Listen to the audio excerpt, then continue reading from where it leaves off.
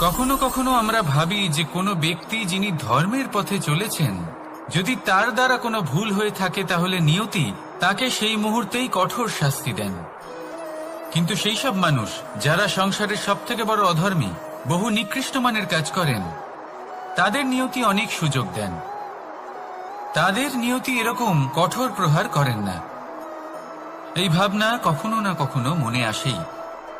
ভেবে দেখুন কেন? আসলে জীবনকে বেশিরভাগ মানুষ একভাবেই দেখে থাকেন, বিভিন্ন স্তরে একে দেখা উচিত। এবার আপনি বলুন, এই সংসারে কোনো অধর্মী কখনো প্রেরণার উৎস হতে পারেন?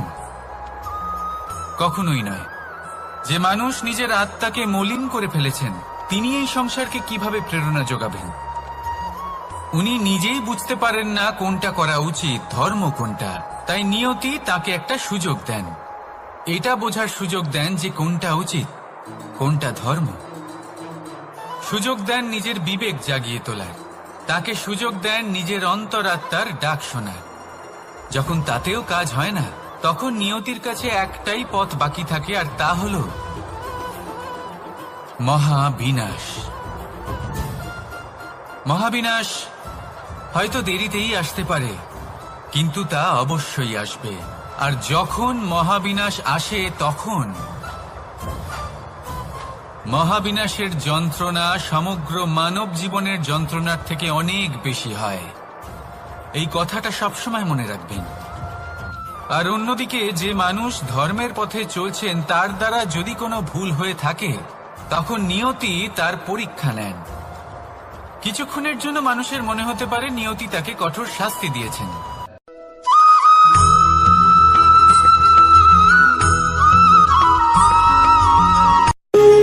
যখন মানুষের মৃত্যু হয় তখন কি হয়?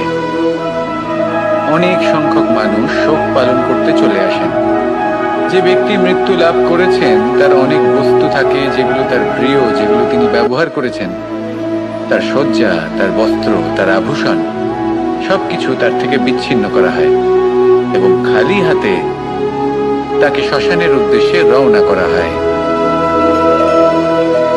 আমি আপনাকে এই প্রশ্ন করতে চাই, আপনি এই সংসারে কি অর্জন করেছেন? ধন সম্পত্তি, বস্ত্র, আভূষণ, এই সবকিছু যে আপনি অর্জন করেছেন, আপনার মৃত্যুর পরে তা আপনার থেকে দূর হয়ে যাবে।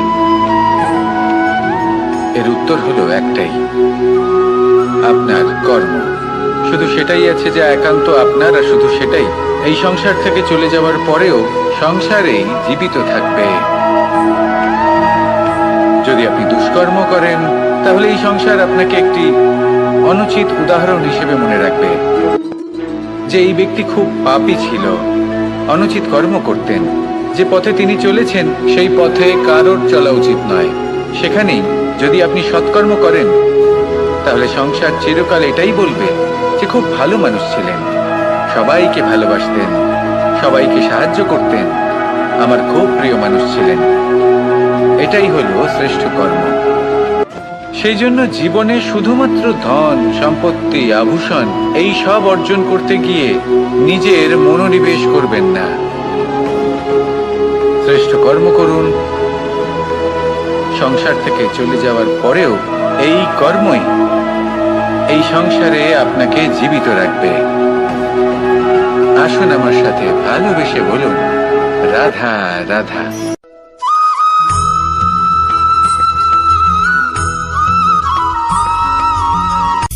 সূচের শেষে একটি ছিদ্র থাকে, যার দ্বারা আমরা এই সুতো পরাতে পারি। আর তারপর সূচের সাহায্যে এই সুতো দিয়ে বস্ত্র সেলাই করা যায়। কিন্তু যদি সুতোটা সোজা করে ধরা না হয়, তাহলে সূচে কখনো এই সুতো পরানোই সম্ভব নয়।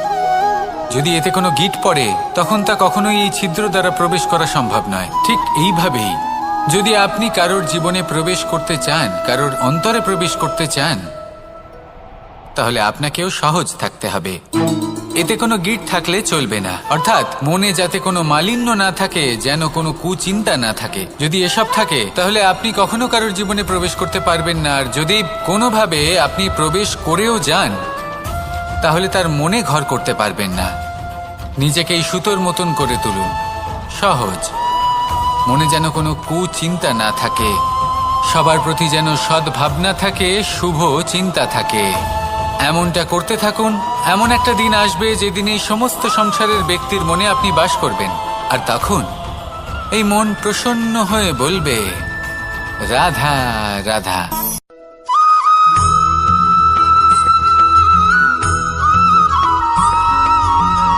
পিতা আর পুত্রের সম্পর্ক অত্যন্ত মধুর হয়ে থাকে। পিতা স্বপ্ন দেখেন, তাকে পূর্ণ করার সকল সম্ভাব্য চেষ্টা করেন, কিন্তু তাও অনেক সময় ওনার স্বপ্ন অপূর্ণ থেকে যায়। তখন পিতা ভাবেন যে স্বপ্ন উনি পূর্ণ করতে পারেননি, ওনার সন্তান তা অবশ্যই পূরণ করবে। যে স্থানে উনি কখনো পৌঁছতে পারেননি, সেই স্থানে ওনার পুত্র অবশ্যই পৌঁছবে। পিতা নিজের সন্তানের ভবিষ্যৎ নিয়ে সেই স্বপ্ন দেখেন, আর যখন সেই সন্তান সামনে এগোতে থাকে তখন তার দুঃখ হয় না, বরং গর্ব হয়। ওনার ভালো লাগে এটা দেখে যে ওনার সন্তান অনেক উন্নতি করছে। কিন্তু যখন সন্তান নিজের অভিভাবকের শক্তি দেখে, তার যশ দেখে হিংসা করতে থাকে, সমস্যা সেইখানেই শুরু হয়। সেই জন্য সকল সন্তানকে এটা মনে রাখতে হবে, দেখুন, পুত্র হবার সুবাদে, এক সন্তান হবার সুবাদে এটা হলো আপনার অধিকার যে আপনি আপনার পিতার থেকে বেশি উন্নতি করবেন। আপনার পিতাও এটাই চান, কিন্তু সুস্থভাবে এটা করুন। একটা রেখা টেনে নিন যাতে আপনি তাতে এগোতে পারেন, আর আপনার পিতার তাতে গর্ববোধ হয়, আর সেই বিষয়ে দুঃখ না হয় যে আমার সন্তান আমাকেই ছোট করার চেষ্টা করছে। ইতিহাস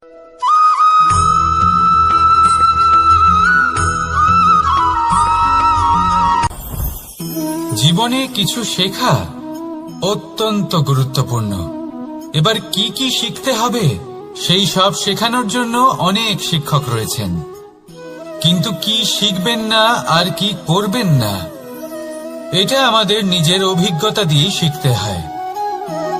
কিন্তু তার মানে এটা নয় যে যদি আপনাকে শিখতে হয় যে আগুনের তাপ কতটা, আপনাকে আগুনের মধ্যে হাত দিতে হবে। না, অন্য কারোর অভিজ্ঞতা দ্বারাও শিখতে পারেন। প্রশ্ন শুধুমাত্র একটাই যে আপনি কি শিখতে চান নাকি চান না। যদি আপনি এটাই ভাবেন যে আমি শুধুই নিজের অভিজ্ঞতা দ্বারাই শিখতে চাই, তাহলে জীবনকাল ছোট মনে হবে, অনেক কিছুই শিখতে পারবেন না। তাই নিজের সাথে সাথে বড়দের অভিজ্ঞতার দ্বারাও শেখা শুরু করে দিন। এই সংসারের অভিজ্ঞতা দ্বারা শিখতে শুরু করে দিন। আর এটা নিশ্চিত রূপে শেখা আবশ্যক যে কখন কি করবেন না, কোথায় থামতে হবে আর কোথায় থামবেন না। তাহলে আসুন আর আমার সাথে ভালোবেসে বলুন, রাধা রাধা।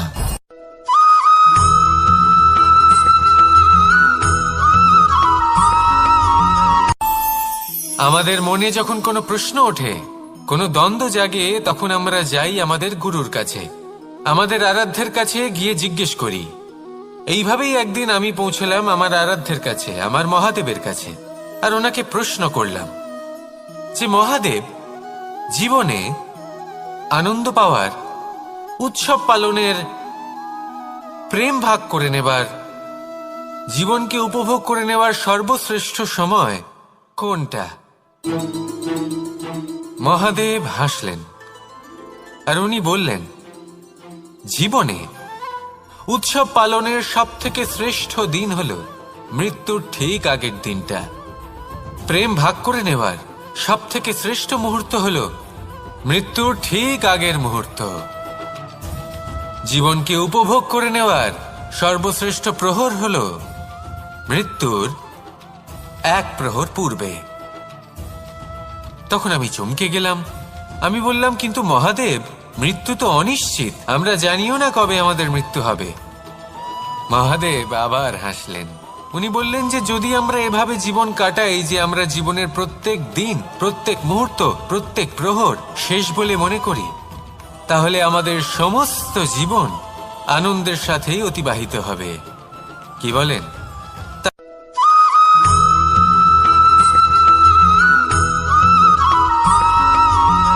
পঞ্চতত্ত্বের মধ্যে দ্বিতীয় তত্ত্ব হল ধরণী, ভূমি, যাকে আমরা ধরণী মাতা বলি। এই ধরণী ধৈর্য ধারণ করে, আর এর ওপরেই আমাদের সমগ্র সংসার নির্ভরশীল। কারণ এই ভূমি সহ্য ক্ষমতা রাখে, এর সহ্য ক্ষমতা হল অপরিসীম। সন্তান যতই আঘাত প্রদান করুক না কেন, প্রেম পূর্বক সহ্য করে, আর তার বদলে অমূল্য রত্ন প্রদান করে। সন্তান যদি হাল চালায়, তাহলে তার বদলে তাকে অন্ন প্রদান করে। এটাই হলো ধরণী। এবার এর থেকে আমরা কি শিক্ষা পেতে পারি?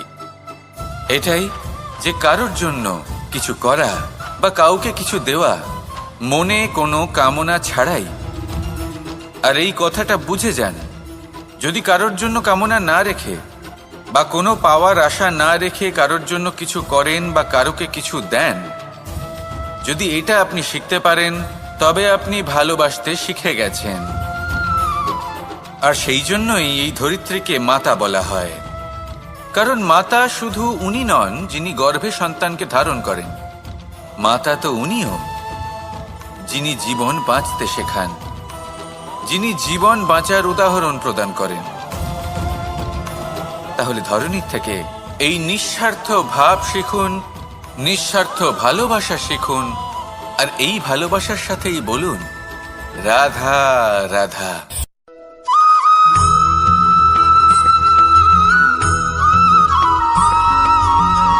এই সংসারে কোনো বস্তু হোক বা ব্যক্তি হোক, তার একার গুরুত্ব কিন্তু খুব বেশি নয়। একটা উদাহরণ হিসেবে বৃষ্টির ফোঁটাকে ভেবে দেখুন। যদি একটি বৃষ্টির ফোঁটা হয় তাহলে তার খুব বেশি গুরুত্ব থাকে না, কিন্তু যখন সহস্র বৃষ্টির ফোঁটা মেঘের মধ্যে দিয়ে ঝরে পড়ে, তখন সেটা বর্ষার রূপ ধারণ করে। সেই বর্ষা যা এই প্রকৃতিকে শান্ত করে। সেইভাবেই পাথরের ছোট টুকরো, তার খুব বেশি গুরুত্ব থাকে না, কিন্তু যখন অসংখ্য পাথরের টুকরো একত্রিত হয় তখন তা পর্বতের আকার ধারণ করে। সেইভাবেই কিছু মানুষ যখন একত্রিত হন তখন তৈরি হয় পরিবার, কিছু পরিবার যখন একত্রিত হয় তখন তৈরি হয় সমাজ, যখন অনেক সংখ্যক সমাজ একত্রিত হয় তখন তৈরি হয় রাজ্য। এবার এই রাজ্যের সবথেকে গুরুত্বপূর্ণ ব্যক্তি হতে পারেন রাজা, কিন্তু তাও সেই রাজা একা কিছু করতে পারেন না। যুদ্ধ লড়ার সময় তারও নিজের সৈন্যদলকে প্রয়োজন পড়ে। কিন্তু এই সংসারে এমন একজন ব্যক্তি আছেন যিনি একাই সব কাজ করতে থাকেন, এবং সেই ব্যক্তি হলেন মা। আমাদের জীবনে একজন পিতার ভূমিকা কিন্তু নিঃসন্দেহে অমূল্য, কিন্তু আমাদের সকলের জীবনে যে ভূমিকা একজন মায়ের তা অন্য কারোর থাকে না। একজন মা একাই সন্তানকে বড় করতে পারেন, সংস্কারী করে তুলতে পারেন, তার জন্য পরিশ্রম করেন। আর এত কিছু কাজ করার পরেও তার কাজের জন্য তিনি প্রশংসা অবশ্য পান না। উল্টে যদি সেই সন্তান অনুচিত পথে চালিত হয়, অনুচিত কর্ম করে, তখন সেই মাকেই অপবাদের পাত্র হয়ে উঠতে হয়। আমাদের জীবনে মায়ের যোগদান কতটা সেটা বুঝুন। আপনাকে বড় করে তোলার জন্য উনি কতটা পরিশ্রম করেছেন সেটা বুঝুন। আজ থেকে, এখন থেকে, এই মুহূর্ত থেকে মাকে সম্মান করতে শিখুন। যখন সময় পাবেন, যখন সুযোগ হবে, তখন তার প্রশংসা করুন, ওনারও ভালো লাগবে। আর মায়ের এই মমতার জন্য, তার এই ভূমিকার জন্য আসুন সবাই মিলে আমরা তাকে প্রণাম করি, আর সকলে মিলে ভালোবেসে বলি রাধা রাধা।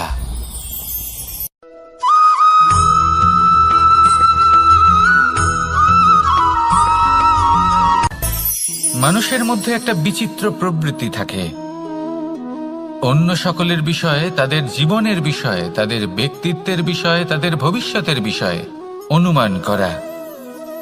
এটা হলো অনুচিত। কারোর অতীতকালকে দেখে লোকে ভবিষ্যৎ বলে দিতে পারেন, বর্তমানকে দেখে ভবিষ্যতের বিষয়ে অনুমান করে ফেলেন। উদাহরণ দিতে হলে বলবো, কোনো দাসকে দেখুন, ওকে দেখে লোকে বলে যে ওর ভবিষ্যৎ সেটাই হতে পারে, অনুমান করে ফেলেন। আর এই রাজাকে দেখুন, উনি তো কত সুখী হবেন, উনি তো জগতের সব থেকে অধিক সুখী মানুষ, কত সুখ সুবিধা আছে ওনার কাছে, ধারণা করে ফেলেন। তবে সত্য তো এটাই যে কারোর ব্যক্তিত্বের বিষয়ে, তাদের ভবিষ্যতের বিষয়ে আপনি পূর্ণ সত্য কখনোই বলতে পারবেন না, শুধু অনুমান করতে পারবেন। আর এই অনুমান করে সত্যি কোনো লাভ হয় না, কারণ এই কাল সেটা হলো অত্যন্ত শক্তিশালী। কালো থেকে কালোতর কয়লাকেও হিরেতে পরিণত করতে পারে, অনেক বড় বড় রাজাকেও বিদূষক বানিয়ে ফেলতে পারে এক মুহূর্তেই। তাহলে আপনি অনুমান করে কি লাভ? কি পেলেন অনুমান করে?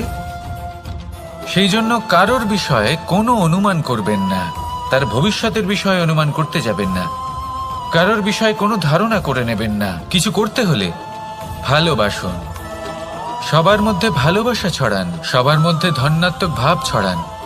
এই মন প্রসন্ন হয়ে বলবে, রাধা রাধা।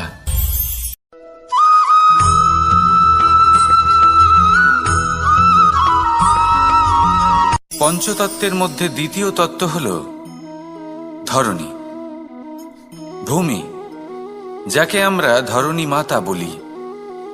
এই ধরণী ধৈর্য ধারণ করে, আর এর ওপরেই আমাদের সমগ্র সংসার নির্ভরশীল। কারণ এই ভূমি সহ্য ক্ষমতা রাখে, এর সহ্য ক্ষমতা হল অপরিসীম। সন্তান যতই আঘাত প্রদান করুক না কেন, প্রেম পূর্বক সহ্য করে, আর তার বদলে অমূল্য রত্ন প্রদান করে। সন্তান যদি হাল চালায়, তাহলে তার বদলে তাকে অন্ন প্রদান করে। এটাই হলো ধরণী। এবার এর থেকে আমরা কি শিক্ষা পেতে পারি? এটাই যে কারোর জন্য কিছু করা বা কাউকে কিছু দেওয়া মনে কোনো কামনা ছাড়াই। আর এই কথাটা বুঝে যান, যদি কারোর জন্য কামনা না রেখে বা কোনো পাওয়ার আশা না রেখে কারোর জন্য কিছু করেন বা কারোকে কিছু দেন, যদি এটা আপনি শিখতে পারেন, তবে আপনি ভালোবাসতে শিখে গেছেন। আর সেই জন্যই এই ধরিত্রীকে মাতা বলা হয়। কারণ মাতা শুধু উনি নন যিনি গর্ভে সন্তানকে ধারণ করেন, মাতা তো উনিও যিনি জীবন বাঁচতে শেখান, যিনি জীবন বাঁচার উদাহরণ প্রদান করেন। তাহলে ধরণীর থেকে এই নিঃস্বার্থ ভাব শিখুন, নিঃস্বার্থ ভালোবাসা শিখুন, আর এই ভালোবাসার সাথেই বলুন, রাধা রাধা।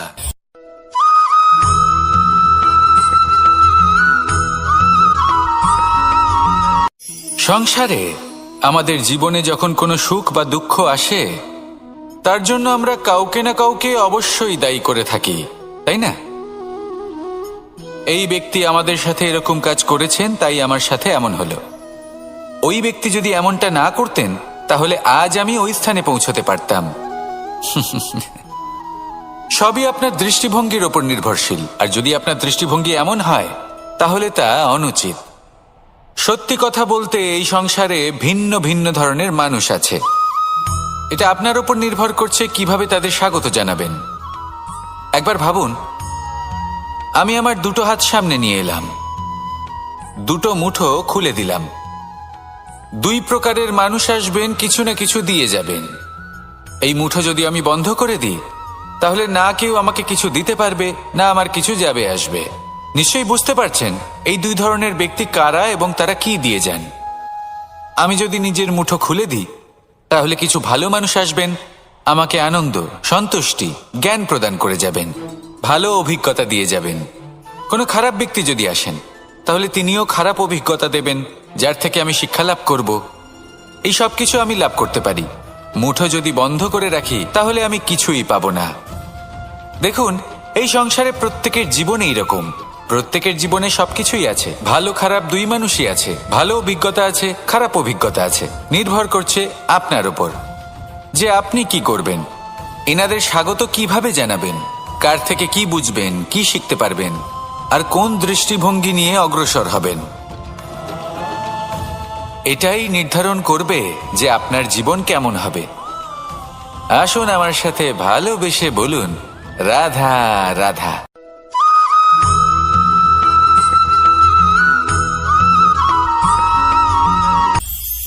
এটা হলো ধান গাছ। এর থেকে যে চাল উৎপন্ন হয় তা মানুষ গ্রহণ করেন। আর এটা কি? এ হলো জংলি ঘাস। একবার ভেবে দেখুন, যদি এই জংলি ঘাস ধান গাছের আশেপাশে থাকে তাহলে কি হবে? ধান উৎপন্ন হতে পারবে? তা উৎকৃষ্ট হতে পারবে? আমরা কি তা গ্রহণ করতে পারবো? কখনোই নয়। এই জংলি ঘাস ধানকে নষ্ট করে দেবে, কিন্তু নিজে জীবিত থাকবে। এটাই হলো আজকের শিক্ষা।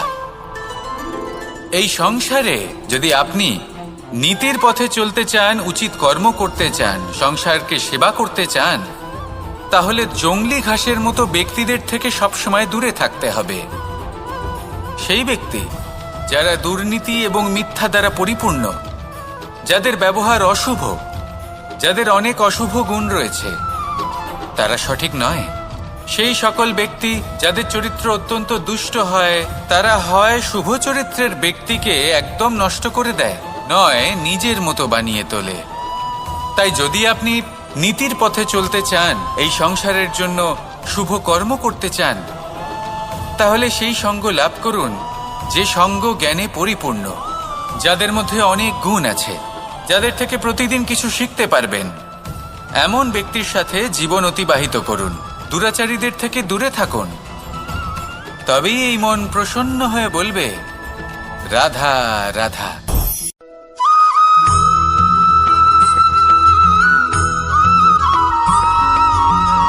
মানুষের মানসিকতা এমন হয় যে সে যতটা করে আশা করে যে তার থেকে অনেক বেশি তার বদলে সে পাবে। দেখুন, সবকিছুই আপনার ভাবনা চিন্তার উপর নির্ভর করছে। আপনি যদি ফলের বিষয়ে ভেবে কর্ম করতে থাকেন তাহলে সেটা অনুচিত। জীবনের আসল আনন্দ হলো নিজের কর্ম করতে থাকা, ফলের চিন্তা করা উচিত নয়। যদি আপনি এরকম ভাবেন যে আমি এতটা করছি, আমার এতটা পাওয়া উচিত, সেই ভাবনা অনুচিত। যদি আপনি সেবার মানসিকতা নিয়ে কর্ম করতে থাকেন, কর্মচক্রে প্রবাহিত হন, যদি আপনি এমন ভাবনা রাখেন যে আমি এতটা পাচ্ছি তাই এর থেকে অনেক বেশি আমি কর্ম করব, তাহলে নিশ্চিতরূপে আপনি যতটা করছেন তার থেকে অনেক বেশি আপনি পাবেন।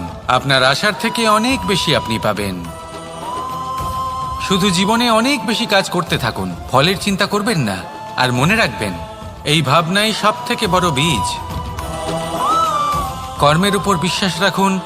জীবনে যা যা আপনি চান সবই সুখময় হবে। আসুন আর আমার সাথে ভালোবেসে বলুন, রাধা রাধা।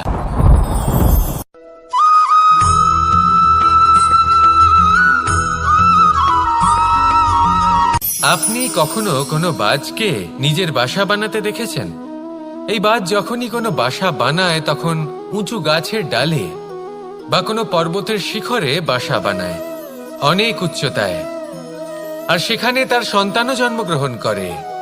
যখন এই সন্তানেরা জন্মায় তখন এই বাজ খুবই ভালোবেসে এবং খুব সাবধানে এদের পালন পোষণ করে। নিজের ঠোঁট দিয়ে তাদের ঠোঁটে খাবার পরিবেশন করে। কিন্তু যেই সেই সন্তানেরা হৃষ্টপুষ্ট হয়ে যায় এবং সেই কথা বাজ নিজে বুঝতে পেরে যায়, সেই বাজ নিজেই সেই বাসা ছিন্ন ভিন্ন করে দেয়। সেই সন্তান যাদের সবেমাত্র ডানা গজিয়েছে, কিভাবে উড়তে হয় তারা জানে না, সেই সন্তানগুলিকে উচ্চতা থেকে ঠেলে দেয়। সেই সন্তান প্রথমে ভয়ভীত হয়ে যায়। তারা সামনে মৃত্যুকে দেখতে পেয়ে ভয়ের কারণে তাদের ডানা ঝাপটাতে থাকে। আর সেই প্রক্রিয়াতেই সেই সন্তানগুলি উড়তে শুরু করে দেয়। এবার এই ঘটনায় আমরা কি শিক্ষা পেতে পারি? এটাই, যদি আপনি মাতা পিতা হন তাহলে নিজের সন্তানকে অবশ্যই স্নেহ করুন, কিন্তু তাদেরকে নিজের আঁচলের তলায় বেঁধে রাখবেন না। যদি আপনি চান আপনার সন্তান জীবনে উন্নতি করুক, তাহলে নিজের মুঠো থেকে তাদের স্বতন্ত্র করে দিন। এই সংসারে সংঘর্ষ করতে দিন। সেই সন্তান নিজেই বুঝতে পারবে যে জন্মের সময় পাওয়া ডানা কি করে ব্যবহার করতে হয়। আর আপনার চোখের সামনে আপনার সন্তান এই আকাশে উড়তে থাকবে। তাহলে আসুন আমার সাথে ভালোবেসে বলুন, রাধা রাধা।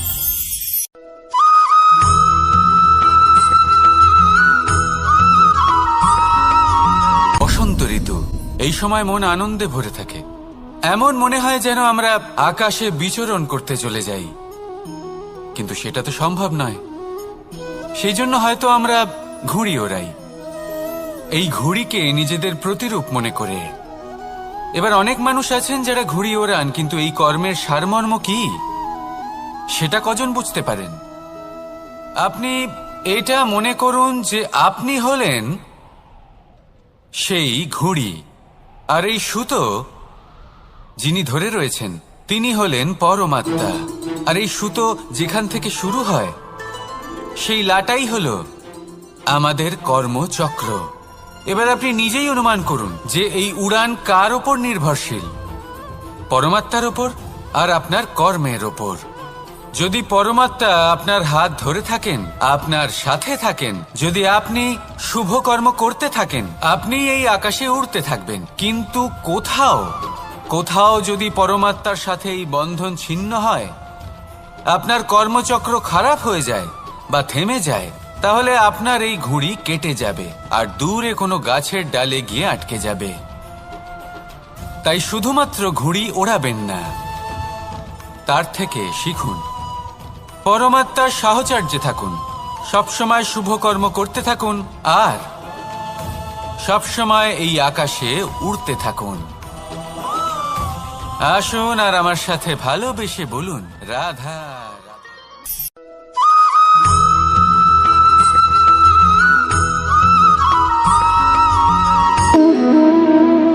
সম্পর্ক হলো আমাদের জীবনের একটি আধার। কিছু সম্পর্ক এমন যা আমরা জন্মসূত্রে লাভ করি, যেমন পরিবার, মা, বাবা। কিছু সম্পর্ক আছে যা আমরা জীবনে অর্জন করে থাকি, তা সে প্রেমের হোক, স্নেহের হোক বা বন্ধুত্বের। এই সকল সম্পর্ক লাভ করার বা গড়ে তোলার 5টি ধাপ রয়েছে। প্রথম ধাপ, কোনো ব্যক্তির সাথে আলাপ হওয়া, তার সাথে কথা বলা বা তাকে দেখা। দ্বিতীয় ধাপ, সে ব্যক্তিকে আমাদের ভালো লাগা। তৃতীয় ধাপ, আমাদের এটা চাইতে শুরু করা যে জীবনে এই ব্যক্তি যেন আমাদের বন্ধু হন, আমাদের জীবনে থাকেন, বা আমাদের কাউকে ভালোবেসে ফেলা আর এটা আমাদের ভাবা বা চাওয়া যে সেই ব্যক্তি যেন আজীবন আমার সাথে থাকেন, আমার জীবনে আমার সাথী হয়ে। চতুর্থ ধাপ, লাভ করা।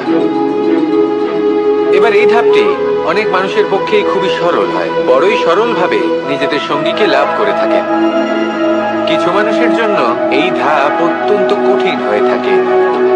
অনেক প্রতিকূল পরিস্থিতির উপর জয়লাভ করে তারা সঙ্গীকে লাভ করেন, কিন্তু লাভ অবশ্যই করেন। এরপরে আসে পঞ্চম, অন্তিম এবং সব থেকে গুরুত্বপূর্ণ ধাপ। সেটা হলো সেই সম্পর্ক পালন করা। এটা হলো এমন এক বিষয় যা প্রত্যেক মানুষের শেখা উচিত। যদি ব্যক্তি নিজের জীবনে সম্পর্ক রক্ষা করতে শিখে যান, তবে প্রত্যেক সম্পর্ক তার জীবনকে স্বর্গ করে তুলবে। আসুন আর আমার সাথে ভালোবেসে বলুন, রাধা রাধা।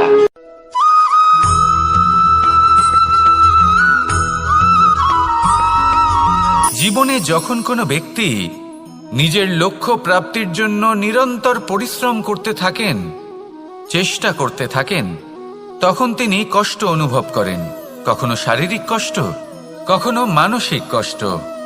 এবার উনি এটা ভাবতে থাকেন যে আমি কি উচিত করছি নাকি অনুচিত করছি। কারণ অন্যদিকে এমন একজন ব্যক্তিও আছেন যিনি একদমই পরিশ্রম চেষ্টা করছেন না। তিনি মদিরা পান করেন, বিলাসিতায় জীবন কাটান, অলস প্রকৃতির হয়ে ওঠেন, নিদ্রাতে বিলীন হয়ে থাকেন আর ভাবেন যে তিনি সুখ লাভ করছেন। কিন্তু এরকম কেন হয়? কারণ যখন আমরা সৎ পথে থাকি, উচিত পথে চলি, লক্ষ্য প্রাপ্ত করার জন্য চেষ্টা করতে থাকি, তখন আমাদের ভেতরে থাকা নেতিবাচক শক্তি এবং পাপ এই দেহকে ত্যাগ করে দেয়। আর এই অনুভূতিটাই আমাদের দুঃখের অনুভূতি দেয়, কষ্ট দেয়। এবার সেখানে যদি আমরা কুপথে চলি, অনুচিত পথে চলতে থাকি, তাহলে আমাদের ভেতরে থাকা পুণ্য এবং ধনাত্মক শক্তি আমাদের দেহ ত্যাগ করে দেয়। আর এই অনুভূতির কারণেই আমরা সুখ অনুভব করি। কিন্তু কখনো ভাববেন যে এই সুখ বেশি সময় পর্যন্ত থাকে না। সেই জন্য সবসময় মনে রাখবেন, যদি আপনি জানেন যে এটাই আপনার লক্ষ্য, এটাই উচিত পথ, শুভ পথ, তাতে নিরন্তরভাবে এগিয়ে যেতে চেষ্টা করতে থাকুন। এই কষ্ট আপনাকে সুখের পরাকাষ্ঠায় কখন পৌঁছে দেবে তা আপনি জানতেই পারবেন না। আসুন আমার সাথে ভালোবেসে বলুন, রাধা রাধা।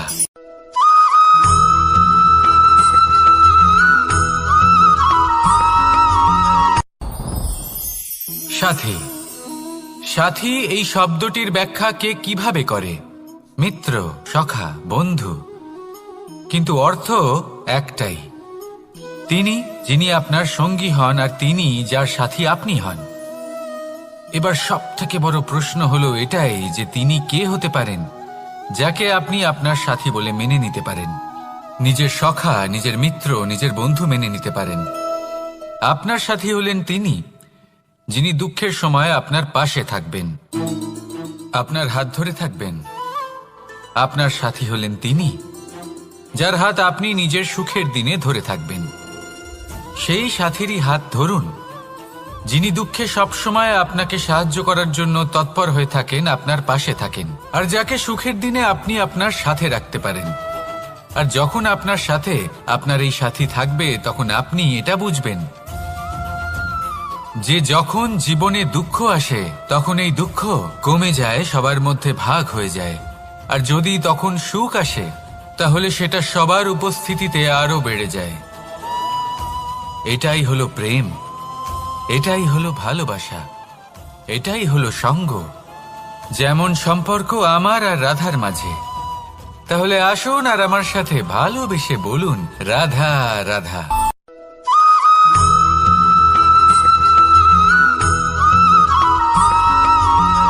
যখন আমরা কোনো বনে প্রবেশ করি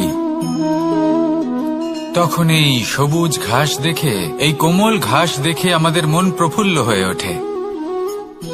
ভিন্ন ভিন্ন প্রজাতির ফুল, ভিন্ন ভিন্ন রঙের ফুল দেখে এই মন আনন্দে ভরে ওঠে।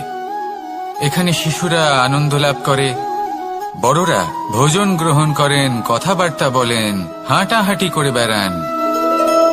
এবার ভেবে দেখুন, যখন এই উপবনের নির্মাণ হয়েছিল সেই সময় যদি এই মাটিকে সঠিকভাবে খনন না করা হতো, যদি তাতে সঠিকভাবে বীজ রোপণ না করা হতো, যদি কোনো সংঘর্ষ না হতো, পরিশ্রম না করা হতো, যদি চলতে চলতে পায়ে কাঁটা না বিঁধে যেত, তাহলে এই সুন্দর বন দেখে আমরা কি এই আনন্দ লাভ করতে পারতাম?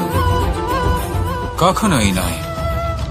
ধরুন কোনো নদীর তটে সুন্দর একটি বন আছে, সেই বনের আনন্দ লাভ করতে গেলে আপনাকে সেই নদী পার করতেই হবে। যদি সুখের নদীর কাছে পৌঁছতে চান তাহলে তটে যে কাঁটা রয়েছে সেগুলোর সাথে সংঘর্ষ করতেই হবে। এই সংসারে যদি আপনি সুখ লাভ করতে চান তাহলে সুখ লাভের এই যাত্রা শুরু করতে হবে সংঘর্ষ দ্বারা। তাহলে সংঘর্ষকে স্বাগত জানান, এর পেছনেই সুখ রয়েছে যা আপনার জন্য অপেক্ষা করছে। এবার হাসুন আর আমার সাথে ভালোবেসে বলুন, রাধা।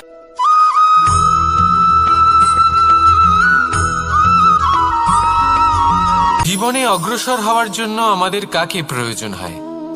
মাতা পিতা, বন্ধু, প্রেম, সাহায্য, অর্থ, পরিশ্রম, আশা। ভিন্ন ভিন্ন মানুষ ভিন্ন ভিন্ন বিকল্প চয়ন করে। যদি আমি আপনাকে বলি তাহলে জয় আর পরাজয়ের মন্ত্র দুটো শব্দের উপর নির্ভর করে, মেনে নেওয়া আর দৃঢ় হওয়া। যদি মেনে নেন তাহলে হেরে যাবেন, যদি দৃঢ় হন তাহলে নিশ্চিত রূপে জয়ী হবেন। যদি কখনো আপনি ক্লান্ত হয়ে ওঠেন, আপনি দুঃখী হন, পুরোপুরি ভেঙে পড়েছেন, তখন মেনে নেবেন না যে আপনি ভেঙে পড়েছেন, নয়তো হেরে যাবেন। তখন উল্টে স্থির করবেন যে যাই হয়ে যাক না কেন আমি জয়ী হবই। আর আপনি দেখবেন যে জয় নিশ্চিত রূপে আপনার কাছেই আসবে। তাহলে এই কথা মনে রাখবেন আর আমার সাথে ভালোবেসে বলবেন, রাধা রাধা।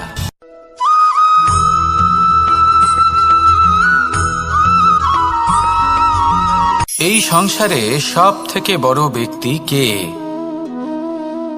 আপনি বলবেন, এ কেমন ধরনের প্রশ্ন? কিন্তু এটা হলো সব থেকে উচিত প্রশ্ন। কেউ এর উত্তর দেবে যে সেই মহাপ্রতাপী রাজা, তিনি হলেন সব থেকে বড় ব্যক্তি, সেই বড় রাজনীতিবিদ, তিনিই সব থেকে বড় ব্যক্তি। আমি আপনাকে জানাই যে সংসারের সব থেকে বড় ব্যক্তি হলেন তিনি, যার সাথে দেখা করলে আপনি নিজেকে ছোট মনে করবেন না। কোনো ব্যক্তি যিনি সব থেকে বেশি শক্তিশালী, আপনি যদি তার সামনে যান তাহলে উনি আপনার অন্তরের শক্তিকে বাইরে বের করে আনবে, আপনার অন্তরের লুকিয়ে থাকা শক্তিকে জাগ্রত করতে প্রেরণা প্রদান করবে। তিনি হলেন বড় ব্যক্তি, তিনি হলেন মহান ব্যক্তি। তিনি নন যিনি নিজের বল এবং ঐশ্বর্য দ্বারা আপনাকে তার সামনে ছোট প্রমাণ করবেন। এবং সেই জন্য মহাদেব আমার আরাধ্য হলেন আমার খুব প্রিয়। কারণ রাজা হোক বা ফকির, কেউ যদি ওনার সামনে যান তাহলে সে নিজেকে ছোট মনে করেন না। আপনিও যদি জীবনে অনেক বড় হতে চান তাহলে কাউকে কখনো নিজেকে ছোট মনে করতে দেবেন না। তার অন্তরে বড় হয়ে ওঠার প্রেরণা প্রদান করুন। আসুন আমার সাথে ভালোবেসে বলুন, রাধা রাধা।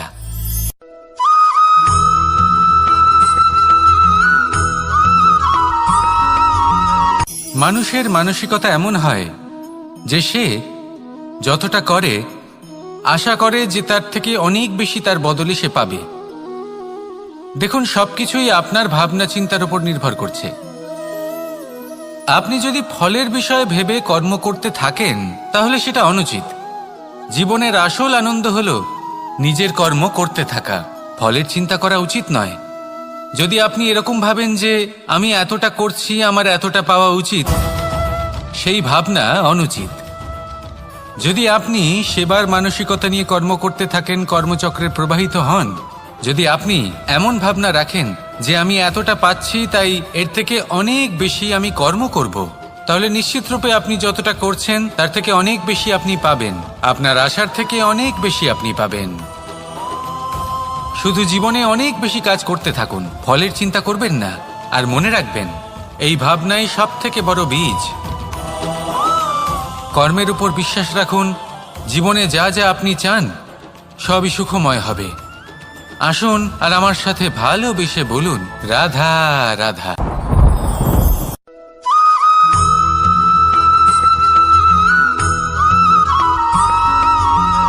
এই দড়িটা দেখুন,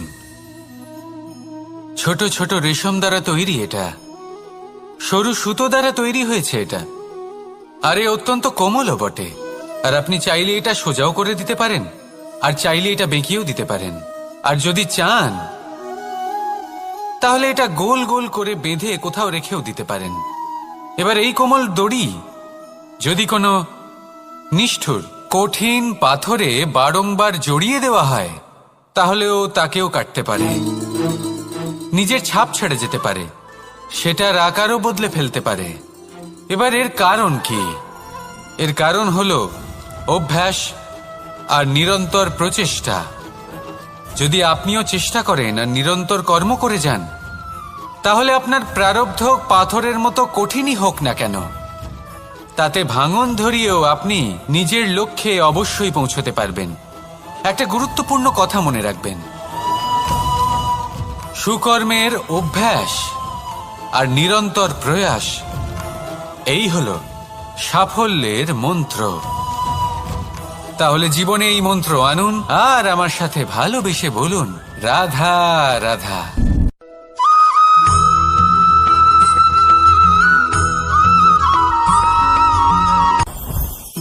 জীবনে কিছু শেখা অত্যন্ত গুরুত্বপূর্ণ।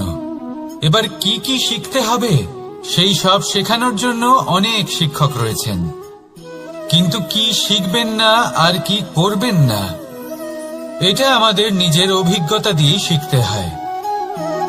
কিন্তু তার মানে এটা নয় যে যদি আপনাকে শিখতে হয় যে আগুনের তাপ কতটা, আপনাকে আগুনের মধ্যে হাত দিতে হবে। না, অন্য কারোর অভিজ্ঞতা দ্বারাও শিখতে পারেন। প্রশ্ন শুধুমাত্র একটাই যে আপনি কি শিখতে চান নাকি চান না। যদি আপনি এটাই ভাবেন যে আমি শুধুই নিজের অভিজ্ঞতা দ্বারাই শিখতে চাই, তাহলে জীবনকাল ছোট মনে হবে, অনেক কিছুই শিখতে পারবেন না। তাই নিজের সাথে সাথে বড়দের অভিজ্ঞতার দ্বারাও শেখা শুরু করে দিন। এই সংসারের অভিজ্ঞতা দ্বারা শিখতে শুরু করে দিন। আর এটা নিশ্চিত রূপে শেখা আবশ্যক যে কখন কি করবেন না, কোথায় থামতে হবে আর কোথায় থামবেন না। তাহলে আসুন আর আমার সাথে ভালোবেসে বলুন, রাধা রাধা।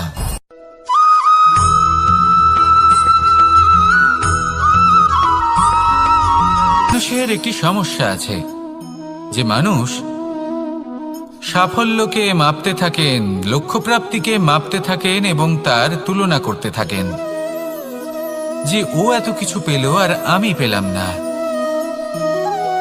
ওর কাছে এত কিছু আছে কিন্তু আমার কাছে নেই। এই তুলনা করার জন্য ওনারা দুঃখী হয়ে পড়েন, নিরাশ হয়ে পড়েন। তাই আমি একটা প্রশ্ন করছি যে এটা কি উচিত? এই সংসারে আপনি কি নিয়ে তুলনা করবেন, যেখানে সূর্যদেব চন্দ্রমা দুজনেই আছেন, দুজনেই হলেন বিশেষ, দুজনেই নিজ নিজ সময়ে উদিত হন। এদের মধ্যে একজন না থাকলে তাহলে আমাদের জীবন কঠিন হয়ে পড়বে। ঠিক সেইভাবেই আপনি যদি একটা বড় রেখা অঙ্কন করেন, তাহলে অন্য রেখাটি ছোট হয়ে পড়ে না, সে তেমনই থাকে যেমনটা সে ছিল। আপনার অস্তিত্ব কখনো ছোট বা বড় হতে পারে না, শুধু তুলনা করার জন্য আপনার এটা মনে হতে পারে। যদি আপনি যুদ্ধ করতে চান, আপনার তলোয়ারের প্রয়োজন পড়বে। যদি বস্ত্র তৈরি করতে চান, এত বড় তলোয়ার দিয়ে কিছুই হবে না, তখন প্রয়োজন পড়বে একটা ছোট্ট সূচের। তাই তুলনা করবেন না, না নিজেকে ছোট মনে করবেন না অন্য কাউকে। সবার সাথে সহযোগিতা করুন, আর যদি তুলনা করতেই হয় নিজের সাথে করুন, যে কাল আমি কেমন ব্যক্তি ছিলাম, আজ কি তার থেকে শ্রেষ্ঠ হয়ে উঠতে পেরেছি। ভেবে দেখুন ভবিষ্যতে গিয়ে আপনি কতটা শ্রেষ্ঠ ব্যক্তি হতে পারেন। আসুন আমার সাথে ভালোবেসে বলুন, রাধা রাধা।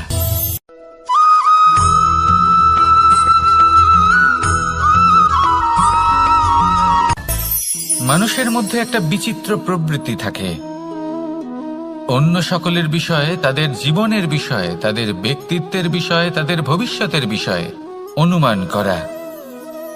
এটা হলো অনুচিত। কারোর অতীতকালকে দেখে লোকে ভবিষ্যৎ বলে দিতে পারেন, বর্তমানকে দেখে ভবিষ্যতের বিষয়ে অনুমান করে ফেলেন। উদাহরণ দিতে হলে বলবো, কোনো দাসকে দেখুন, ওকে দেখে লোকে বলে যে ওর ভবিষ্যৎ সেটাই হতে পারে, অনুমান করে ফেলেন। আর এই রাজাকে দেখুন, উনি তো কত সুখী হবেন, উনি তো জগতের সব থেকে অধিক সুখী মানুষ, কত সুখ সুবিধা আছে ওনার কাছে, ধারণা করে ফেলেন। তবে সত্য তো এটাই যে কারোর ব্যক্তিত্বের বিষয়ে, তাদের ভবিষ্যতের বিষয়ে আপনি পূর্ণ সত্য কখনোই বলতে পারবেন না, শুধু অনুমান করতে পারবেন। আর এই অনুমান করে সত্যি কোনো লাভ হয় না, কারণ এই কাল সেটা হলো অত্যন্ত শক্তিশালী। কালো থেকে কালোতর কয়লাকেও হিরেতে পরিণত করতে পারে, অনেক বড় বড় রাজাকেও বিদূষক বানিয়ে ফেলতে পারে এক মুহূর্তেই। তাহলে আপনি অনুমান করে কি লাভ? কি পেলেন অনুমান করে? সেই জন্য কারোর বিষয়ে কোনো অনুমান করবেন না, তার ভবিষ্যতের বিষয়ে অনুমান করতে যাবেন না, কারোর বিষয়ে কোনো ধারণা করে নেবেন না। কিছু করতে হলে ভালোবাসুন, সবার মধ্যে ভালোবাসা ছড়ান, সবার মধ্যে ধন্যাত্মক ভাব ছড়ান। এই মন প্রসন্ন হয়ে বলবে, রাধা রাধা।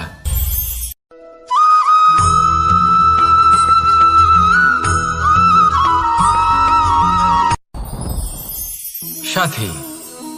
সাথী এই শব্দটির ব্যাখ্যা কে কিভাবে করে? মিত্র, সখা, বন্ধু। কিন্তু অর্থ একটাই, তিনি যিনি আপনার সঙ্গী হন আর তিনি যার সাথী আপনি হন। এবার সব থেকে বড় প্রশ্ন হলো এটাই যে তিনি কে হতে পারেন যাকে আপনি আপনার সাথী বলে মেনে নিতে পারেন, নিজের সখা, নিজের মিত্র, নিজের বন্ধু মেনে নিতে পারেন।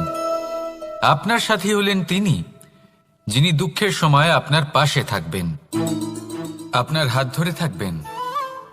আপনার সাথী হলেন তিনি যার হাত আপনি নিজের সুখের দিনে ধরে থাকবেন। সেই সাথীরই হাত ধরুন যিনি দুঃখে সবসময় আপনাকে সাহায্য করার জন্য তৎপর হয়ে থাকেন, আপনার পাশে থাকেন, আর যাকে সুখের দিনে আপনি আপনার সাথে রাখতে পারেন। আর যখন আপনার সাথে আপনার এই সাথী থাকবে, তখন আপনি এটা বুঝবেন যে যখন জীবনে দুঃখ আসে তখন এই দুঃখ কমে যায়, সবার মধ্যে ভাগ হয়ে যায়। আর যদি তখন সুখ আসে তাহলে সেটা সবার উপস্থিতিতে আরো বেড়ে যায়। এটাই হলো প্রেম, এটাই হলো ভালোবাসা, এটাই হলো সঙ্গ। যেমন সম্পর্ক আমার আর রাধার মাঝে। তাহলে আসুন আর আমার সাথে ভালোবেসে বলুন, রাধা রাধা।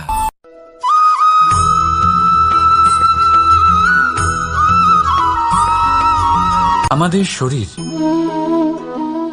প্রকৃতির সর্বশ্রেষ্ঠ রচনা। যে অঙ্গ প্রত্যঙ্গ আমরা লাভ করেছি প্রত্যেকটির মধ্যে একটি নিজস্ব বার্তা রয়েছে। একটু ভেবে দেখুন, দুটি চোখ দিয়েছে দেখার জন্য, দুটি কান দিয়েছে শোনার জন্য, নাসিকাও আছে দুটি, দুটি হাত দিয়েছে দ্বিগুণ পরিশ্রম করার জন্য। কিন্তু জীব শুধুমাত্র একটি, তার উপরেও তীক্ষ্ণ বলিষ্ঠ দাঁত দিয়েছে তার রক্ষার জন্য। কখনো ভেবে দেখেছেন কেন?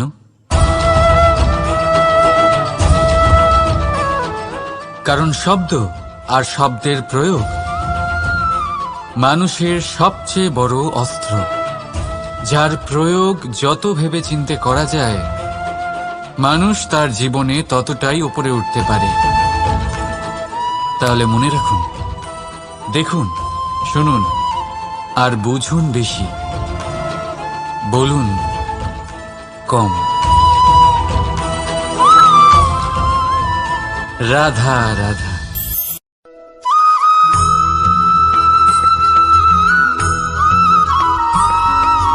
কথায় আছে, প্রত্যেক পুত্র তার পিতার প্রতিচ্ছবি হয়, আর সমস্ত প্রতিচ্ছবি চায় যেন সে তার অস্তিত্ব প্রাপ্ত করতে পারে। পুত্র চায় সে যেন তার পিতার মতো হয়, বা কখনো কখনো তার থেকেও শ্রেষ্ঠ হয়। সেটা কোনো অনুচিত ব্যাপার নয়। অনুচিত তখন হয় যখন পুত্র নিজের পিতার মতো হবার স্বপ্ন পূরণ করতে গিয়ে বা তার থেকেও শ্রেষ্ঠ হওয়ার স্বপ্ন পূরণে অনুচিত পথের আশ্রয় নেয়। কারণ তারপরে সে তার পিতার গুণগুলি আত্মসাৎ করতে চায় না। সে শুধুই এটা চায় যে সংসারের চোখে যেন আমি শ্রেষ্ঠ প্রমাণিত হই। এটা অনুচিত। সংসারে এমন অনেক মানুষ আছেন যারা এই কারণে শ্রেষ্ঠ হওয়ার চেষ্টা করেন যাতে তার পরিবারের তার পিতার সম্মান বৃদ্ধি পায়।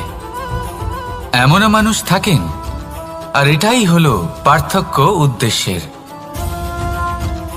মনে রাখবেন, যদি আপনার উদ্দেশ্য শুভ হয় তাহলে পথও শুভ হবে, যদি আপনার উদ্দেশ্য অশুভ হয় তাহলে পথও অশুভ হবে। তাহলে নিজের পিতার মতো হবার চেষ্টা অবশ্যই করুন, তার থেকেও শ্রেষ্ঠ হওয়ার চেষ্টা অবশ্যই করুন, কিন্তু মনে রাখবেন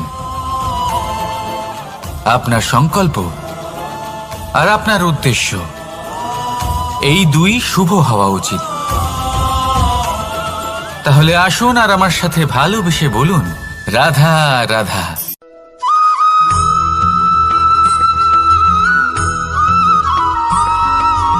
বসন্ত ঋতু, এই সময় মন আনন্দে ভরে থাকে। এমন মনে হয় যেন আমরা আকাশে বিচরণ করতে চলে যাই, কিন্তু সেটা তো সম্ভব নয়।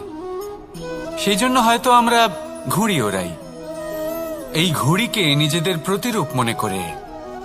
এবার অনেক মানুষ আছেন যারা ঘুড়ি ওড়ান, কিন্তু এই কর্মের সারমর্ম কি সেটা কজন বুঝতে পারেন? আপনি এটা মনে করুন যে আপনি হলেন সেই ঘুড়ি, আর এই সুতো যিনি ধরে রয়েছেন তিনি হলেন পরমাত্মা। আর এই সুতো যেখান থেকে শুরু হয় সেই লাটাই হলো আমাদের কর্মচক্র। এবার আপনি নিজেই অনুমান করুন যে এই উড়ান কার ওপর নির্ভরশীল? পরমাত্মার ওপর আর আপনার কর্মের ওপর।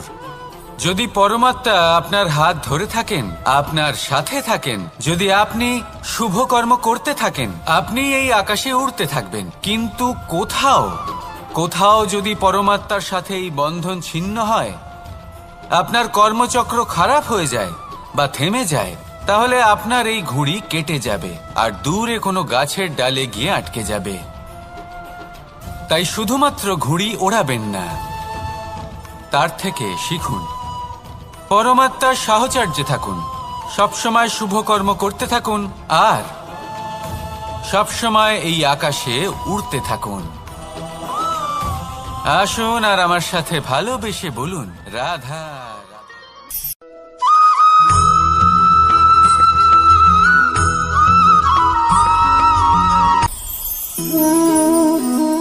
শক্তি এক অত্যন্ত বিচিত্র বস্তু, বা বলতে পারেন অনুভূতি। পিতা সবসময় চান যেন তিনি তার শক্তি পুত্রকে। আসুন আপনাকে সহজে বোঝাই। যদি আপনি সুপাত্র হন আর আপনাকে শক্তি দেওয়া হয়, তাহলে আপনি সেই শক্তির গুরুত্ব বুঝবেন, কোথায় সেই শক্তি প্রয়োগ করা উচিত সেটা বুঝবেন। আর এটা যেহেতু অর্জন করা শক্তি হবে, সেই শক্তির অপব্যবহার হবে না। কিন্তু যদি এই আপনি কুপাত্র হন আর যদি আপনাকে এই শক্তি দেওয়া হয়, তাহলে কি হবে?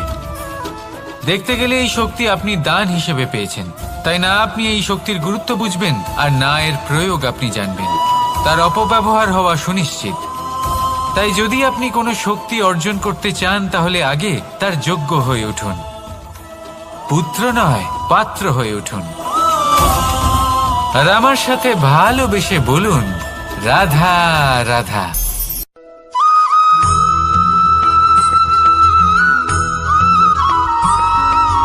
প্রত্যেক মানুষ নিজের জীবনে হীরক তথা হিরে এবং দর্পণ এই দুই দেখেছেন।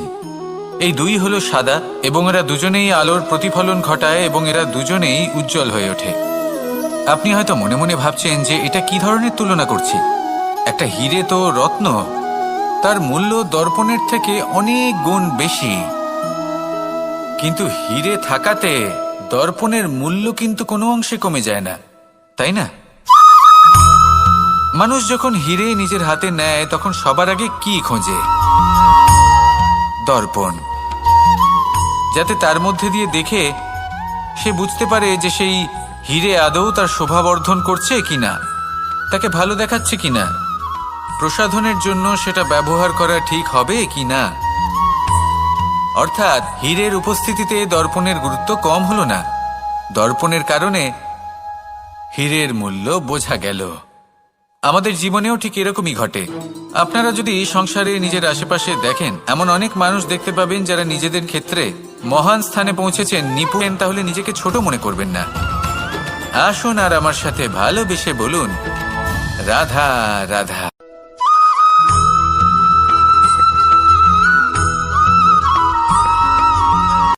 সংসারে আমাদের জীবনে যখন কোনো সুখ বা দুঃখ আসে, তার জন্য আমরা কাউকে না কাউকে অবশ্যই দায়ী করে থাকি, তাই না?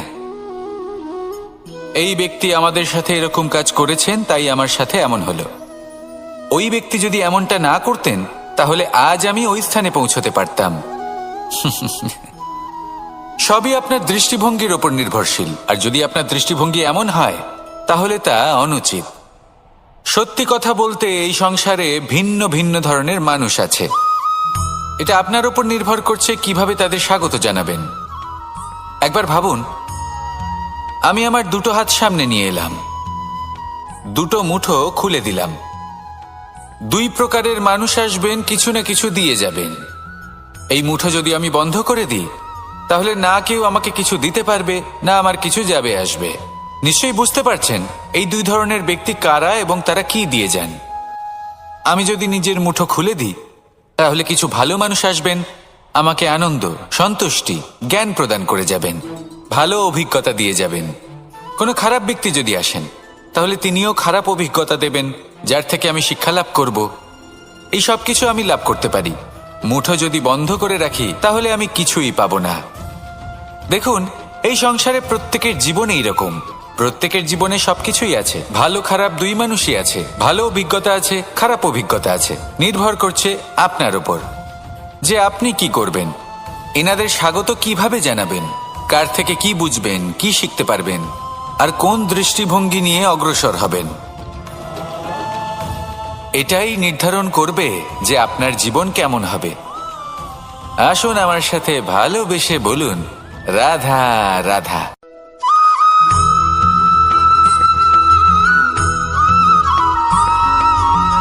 এই দড়িটা দেখুন,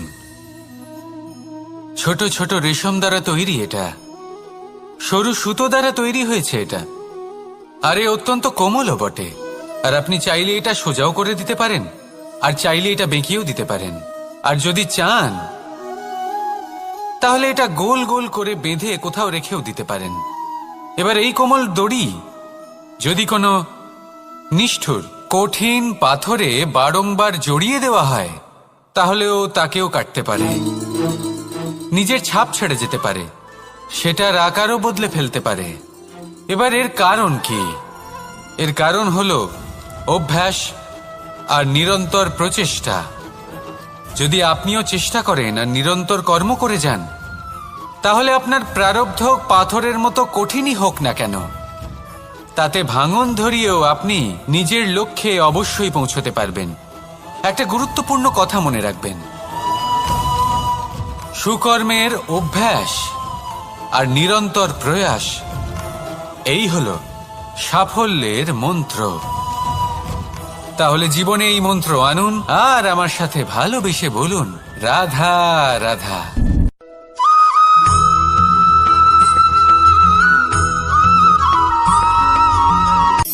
শক্তি শক্তি অর্জন করা এতটা কঠিন নয় যতটা শক্তি লাভ করার পরে সেই শক্তি সামলানো কঠিন হয়। কারণ যেই মানুষ শক্তি লাভ করে তার মনে গর্ববোধ জন্মায়, জন্মায় অহংকার, জন্মায় জেদ। তাই শক্তি প্রাপ্ত করার সাথে বিনম্র থাকাও অত্যন্ত আবশ্যক। আর এটা আমাদের শেখা উচিত বৃক্ষের থেকে। বৃক্ষ যা আমাদের ফল দেয়, বৃক্ষ যা যত ফল দেয় ততটাই ঝুঁকে যায়। আমরা পাথর মারি ওই বৃক্ষের থেকে ফল প্রাপ্ত করার জন্য। সেই পাথরের মার সহ্য করেও বৃক্ষ আমাদের ফল দেয়। কোনো গর্ববোধ নেই, কোনো অহংকার বোধ নেই, আর সেই জন্য এই বৃক্ষের পুজো করা হয়। এটাই হলো মাহাত্ম্য শক্তির সাথে বিনম্রতার। যদি এই শক্তি সৃজন করে থাকে, সাহায্য করে থাকে, সম্বল হয়ে থাকে, তবেই সেই শক্তি উপযুক্ত। আর নয়তো সেই শক্তি একদিন আপনাকে আসক্ত অবশ্যই করবে। তাহলে শক্তি অবশ্যই অর্জন করুন, কিন্তু তার সাথে সেই শক্তি সামলানোর মতো বিবেকও আপনাকে অবশ্যই জাগ্রত করতে হবে। তাহলে আসুন আমার সাথে ভালোবেসে বলুন, রাধা রাধা।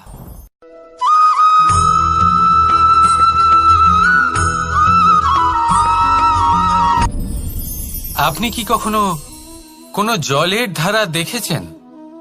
তার সামনে যতই মাটি থাকুক না কেন, যতই কাদা থাকুক না কেন, যখন এই জলের ধারা বইতে আরম্ভ করে দেয়, তাহলে নিজের মনের, নিজের ভাবনার, নিজের জীবনের যত অনাবশ্যক তত্ত্ব আছে, অনুপযোগী অংশ রয়েছে, অর্থাৎ অপরিষ্কার অংশ রয়েছে, তা নিজে থেকেই নির্মল হয়ে উঠবে। আর যেরকম জলের ধারা কখনো থেমে থাকে না, সব সময় বয়ে চলে, সেইভাবে আপনিও কখনোই থামবেন না। সবসময় বয়ে চলুন, এগোতে থাকুন। পথে যদি অনেক বিপদ আসে, সমস্যা আসে, থামবেন না, তার উপর নিরন্তর প্রহার করুন, নিরন্তর প্রয়াস করুন আর অগ্রসর হন। আপনি ভেবে দেখুন, এই জলের ধারা কখনো থেমে থাকে না, সবসময় বয়ে চলে, বিপদের সম্মুখীন হয়ে তাকে সাথে বয়ে নিয়ে চলে।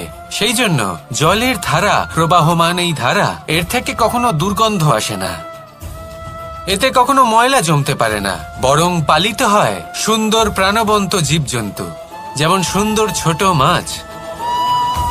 তাই আপনিও এটাই করুন, কখনো থামবেন না, শুধু চলতে থাকুন, জলের ধারার মতো বইতে থাকুন, আপনি আপনার লক্ষ্য অবশ্যই খুঁজে পাবেন, আর তার সাথে নিজের অন্তরের যে মালিন্য রয়েছে তা আপনি নিজেই নিজের থেকে দূরে করে দেবেন। তাহলে আসুন আর আমার সাথে ভালোবেসে বলুন, রাধা রাধা।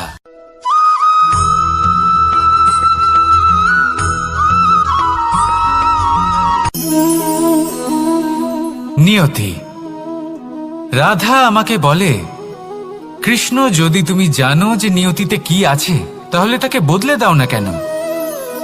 মহাদেব আমাকে বলেন যে শ্রীকৃষ্ণ, যদি আপনি এটা জানেন যে সাম্বের নিয়তি এটাই, তাহলে আপনি তাকে বদলানোর চেষ্টা কেন করেন? কেন? কারণ আমি একজন পিতা, আর পিতার কর্তব্য এটাই, তিনি যেন সম্ভাব্য সব চেষ্টা করেন নিজের সন্তানের মঙ্গলের জন্য। নিয়তি আমি জানি, কিন্তু এটাও আমি জানি যে কর্মের থেকে বড় আর কোনো নিয়তি হতে পারে না। অভিজ্ঞতাও রয়েছে যে কর্মের হাতে নিয়তির এই চক্র বদলে যেতে পারে। তাই জীবনে যদি আপনার কখনো এমন মনে হয় যে এটা তো অসম্ভব, তখনও চেষ্টা করা কখনোই ছাড়বেন না। কে বলতে পারে আপনারই কর্মের কোনো এক বীজ হয়তো নিয়তির চাকায় আটকে গেল, আর নিয়তিকে নিজের পথ পাল্টাতে হলো, ঠিক কি না? সেই জন্য নিয়তিকে ভাগ্য মেনে নিয়ে চুপ করে বসে থাকবেন না। নিজের নিয়তি স্বয়ং নিজের কর্মের দ্বারা নির্ধারিত করুন, কারণ আপনার এই কর্মের ওপরেই আপনার অধিকার রয়েছে, আর এই অধিকারকে নিয়তি অনেক সময় সম্মানও করে। তাহলে আসুন আর আমার সাথে ভালোবেসে বলুন, রাধা রাধা।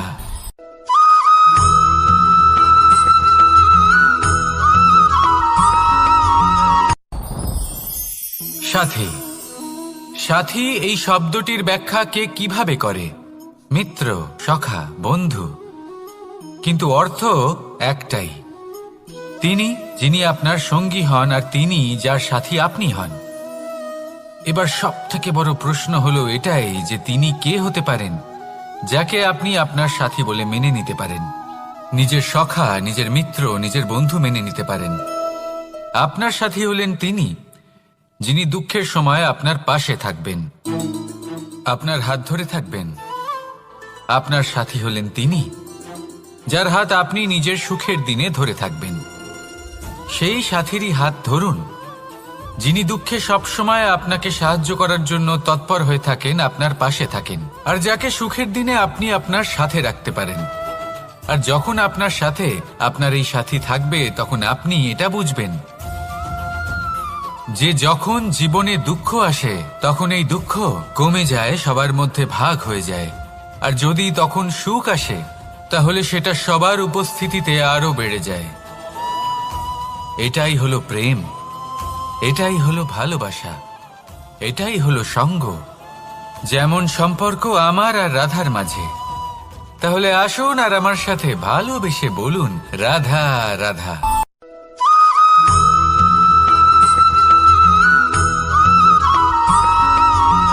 পঞ্চতত্ত্বের মধ্যে দ্বিতীয় তত্ত্ব হল ধরণী, ভূমি, যাকে আমরা ধরণী মাতা বলি। এই ধরণী ধৈর্য ধারণ করে, আর এর ওপরেই আমাদের সমগ্র সংসার নির্ভরশীল। কারণ এই ভূমি সহ্য ক্ষমতা রাখে, এর সহ্য ক্ষমতা হলো অপরিসীম। সন্তান যতই আঘাত প্রদান করুক না কেন, প্রেম পূর্বক সহ্য করে, আর তার বদলে অমূল্য রত্ন প্রদান করে। সন্তান যদি হাল চালায় তাহলে তার বদলে তাকে অন্ন প্রদান করে।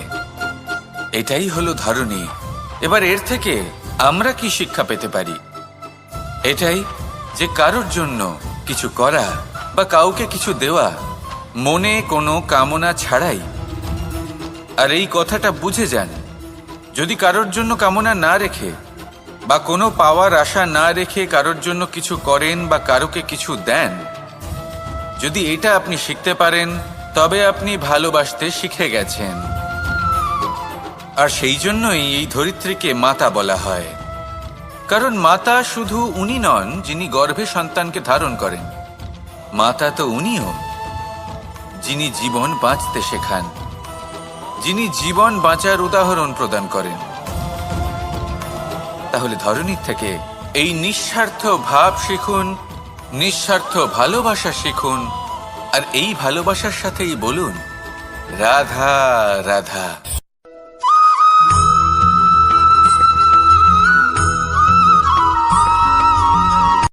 কথায় আছে, অন্ধকারে প্রদীপ প্রজ্বলিত করলে চতুর্দিক আলোকিত হয়। কিন্তু যদি এই প্রদীপ আমি সূর্যের আলোর সম্মুখে সকালবেলায় প্রজ্বলিত করে রেখে দিই, তাহলে কি হবে? আপনি বলবেন যে এটা করে তো কোনো লাভই হলো না। সূর্যের প্রকাশের সামনে এই প্রদীপ আসলে কিছুই নয়।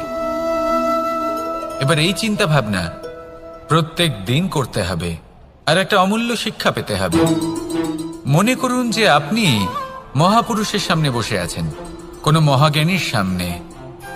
তাহলে সেই ব্যক্তির সামনে নিজের জ্ঞানের প্রদীপ প্রজ্বলিত করবেন না, নীরব থাকুন, আর সেই ব্যক্তির সূর্যের প্রকাশের মতো জ্ঞান প্রাপ্ত করুন। যতটা পারবেন জ্ঞান লাভ করুন।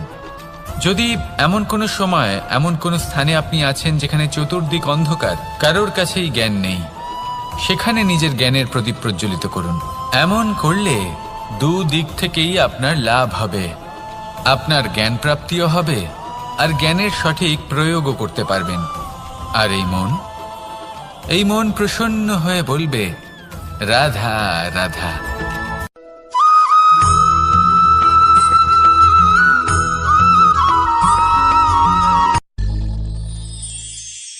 শিশিরের বিন্দু পাতার ওপর পড়ে আর তার গায়ে লেগে থাকে। পাতা তাকে শুষে নিতে পারে না, আর শেষ পর্যন্ত সে ঝরে পড়ে যায়।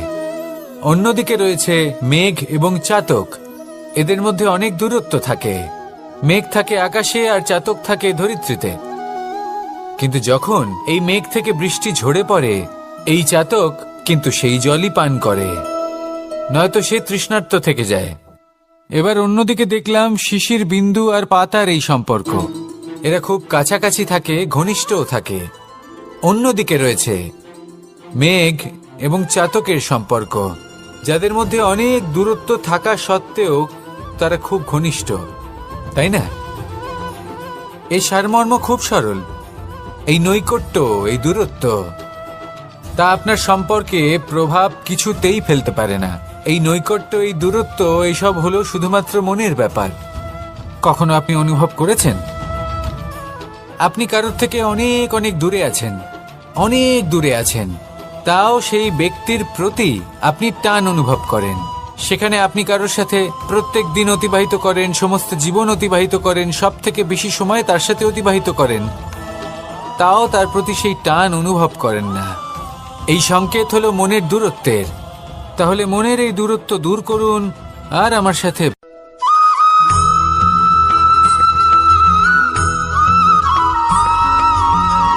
এই সংসারে কোনো বস্তু হোক বা ব্যক্তি হোক, তার একার গুরুত্ব কিন্তু খুব বেশি নয়। একটা উদাহরণ হিসেবে বৃষ্টির ফোঁটাকে ভেবে দেখুন। যদি একটি বৃষ্টির ফোঁটা হয় তাহলে তার খুব বেশি গুরুত্ব থাকে না, কিন্তু যখন সহস্র বৃষ্টির ফোঁটা মেঘের মধ্যে দিয়ে ঝরে পড়ে, তখন সেটা বর্ষার রূপ ধারণ করে। সেই বর্ষা যা এই প্রকৃতিকে শান্ত করে। সেইভাবেই পাথরের ছোট টুকরো, তার খুব বেশি গুরুত্ব থাকে না, কিন্তু যখন অসংখ্য পাথরের টুকরো একত্রিত হয় তখন তা পর্বতের আকার ধারণ করে। সেইভাবেই কিছু মানুষ যখন একত্রিত হন তখন তৈরি হয় পরিবার। কিছু পরিবার যখন একত্রিত হয় তখন তৈরি হয় সমাজ। যখন অনেক সংখ্যক সমাজ একত্রিত হয় তখন তৈরি হয় রাজ্য। এবার এই রাজ্যের সব থেকে গুরুত্বপূর্ণ ব্যক্তি হতে পারেন রাজা, কিন্তু তাও সেই রাজা একা কিছু করতে পারেন না। যুদ্ধ লড়ার সময় তারও নিজের সৈন্যদলকে প্রয়োজন পড়ে। কিন্তু এই সংসারে এমন একজন ব্যক্তি আছেন যিনি একাই সব কাজ করতে থাকেন, এবং সেই ব্যক্তি হলেন মা। আমাদের জীবনে একজন পিতার ভূমিকা কিন্তু নিঃসন্দেহে অমূল্য, কিন্তু আমাদের সকলের জীবনে যে ভূমিকা একজন মায়ের তা অন্য কারোর থাকে না। একজন মা একাই সন্তানকে বড় করতে পারেন, সংস্কারী করে তুলতে পারেন, তার জন্য পরিশ্রম করেন। আর এত কিছু কাজ করার পরেও তার কাজের জন্য তিনি প্রশংসা অবশ্য পান না। উল্টে যদি সেই সন্তান অনুচিত পথে চালিত হয়, অনুচিত কর্ম করে, তখন সেই মাকেই অপবাদের পাত্র হয়ে উঠতে হয়। আমাদের জীবনে মায়ের যোগদান কতটা সেটা বুঝুন। আপনাকে বড় করে তোলার জন্য উনি কতটা পরিশ্রম করেছেন সেটা বুঝুন। আজ থেকে, এখন থেকে, এই মুহূর্ত থেকে মাকে সম্মান করতে শিখুন। যখন সময় পাবেন, যখন সুযোগ হবে, তখন তার প্রশংসা করুন, ওনারও ভালো লাগবে। আর মায়ের এই মমতার জন্য, তার এই ভূমিকার জন্য আসুন সবাই মিলে আমরা তাকে প্রণাম করি, আর সকলে মিলে ভালোবেসে বলি, রাধা রাধা।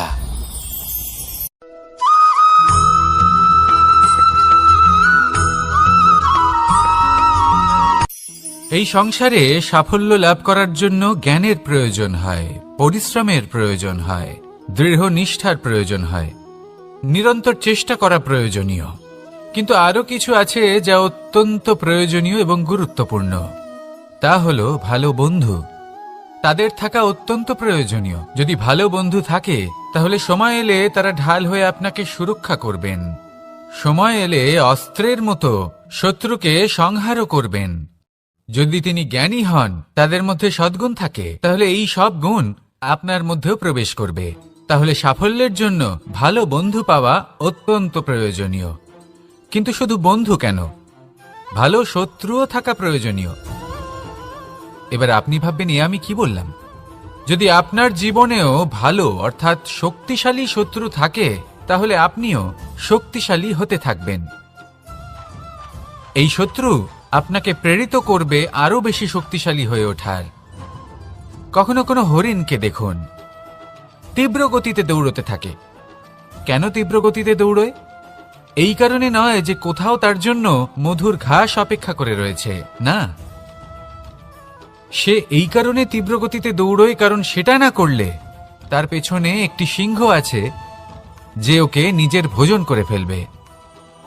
তাই জীবনে বিপদ, সংকট, এই সবকিছুও হলো অত্যন্ত গুরুত্বপূর্ণ। তার সম্মুখীন হতে শিখুন, আর আমার সাথে ভালোবেসে বলুন, রাধা রাধা।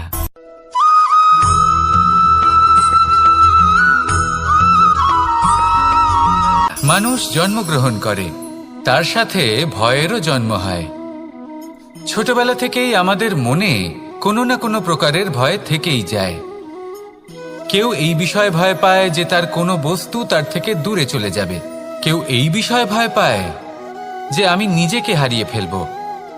কেউ এই ভেবে ভয় পায় যে আমার প্রিয়জনেরা তারা যেন আমার থেকে দূরে না চলে যায়। কেউ এই ভেবে ভয় পায় যে আমরা যেন পথ না হারিয়ে ফেলি, আদি ইত্যাদি। কিন্তু সত্যি কথা বলতে, ভেবে দেখুন এই ভয় বাস্তবে কি?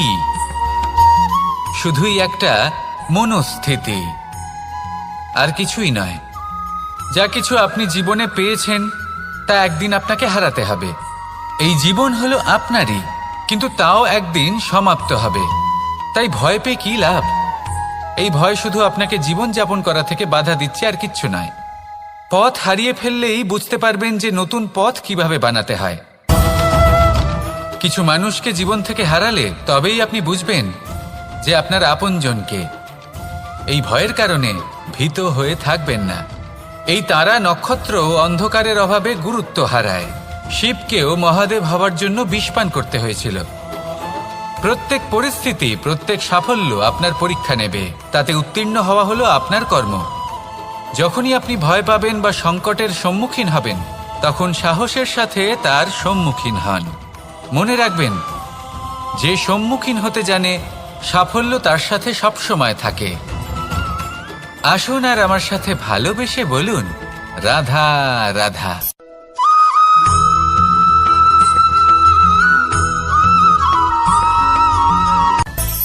মানুষের মধ্যে একটা বিচিত্র প্রবৃত্তি থাকে।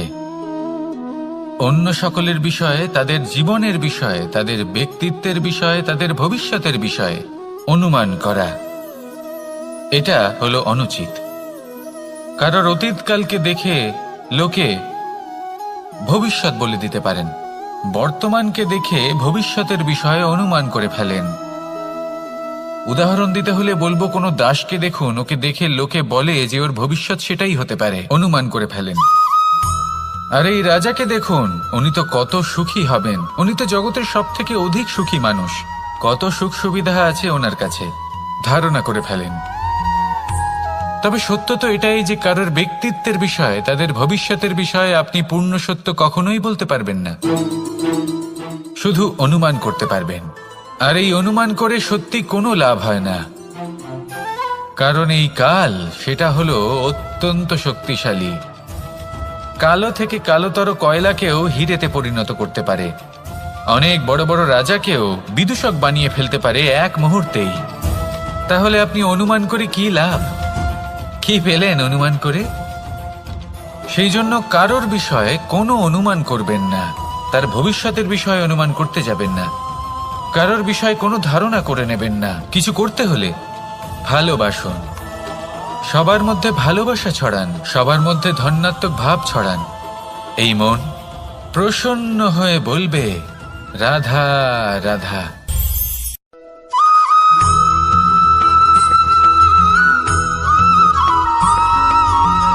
এই সংসারে সব থেকে বেশি কোমল বস্তু হলো রেশম। এই রেশম এতটাই কোমল হয় যে এর পুরো একটা থান শুধুমাত্র একটা হাতে ধরা সম্ভব।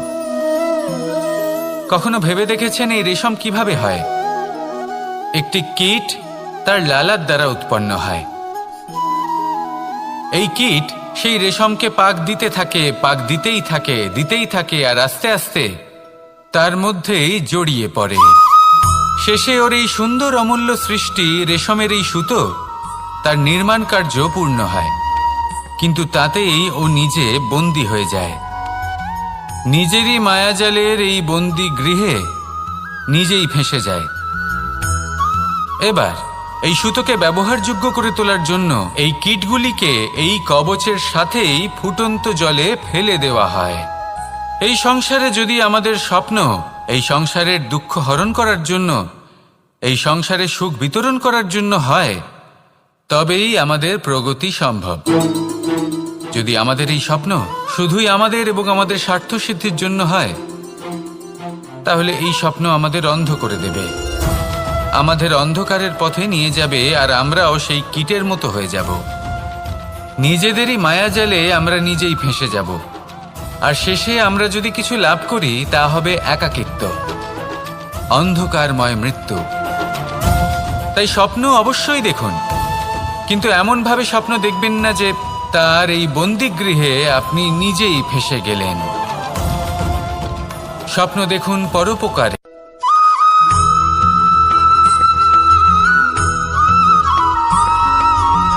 এই সংসারে প্রত্যেক মানুষ এটাই চান যে তিনি যেন ধনবান হন, আর্থিক অবস্থা তার ভালো থাকে, ওনার বাড়িতে লক্ষ্মীর আগমন হয়। কিন্তু সেটা হবে কি করে, সেটাই হলো প্রশ্ন। কেউ বলেন যে যদি পরিশ্রম করো তাহলে ধন অর্জন সম্ভব, কেউ বলেন যে যদি বিদ্যা লাভ হয় তবেই ধন অর্জন সম্ভব, কেউ বলেন যে যদি বলশালী হও তবেই সম্পন্ন থাকবে। ভালো কথা, যদি তাই হয়ে থাকে, তবে দিনমজুর সারা দিন পরিশ্রম করেন, তিনি কেন ধনী হন না? অনেকজন বিদ্বান মানুষ আছেন এই সংসারে, তারা কেন ধনবান হন না? অনেক সংখ্যক বলশালী ব্যক্তি আছেন, তাদের কাছে ধন নেই কেন? তাদের কেন ধনের অভাব হয়? আবার এমনও কিছু মানুষ আছেন যারা পরিশ্রম করেন, তারা দিনমজুর, কিন্তু তারা ধন অর্জন করতে পারেন। কিছু বিদ্বান ব্যক্তি আছেন যাদের কাছে অধিক মাত্রায় ধন রয়েছে, কয়েকজন বলশালী ব্যক্তি রয়েছেন যাদের কাছে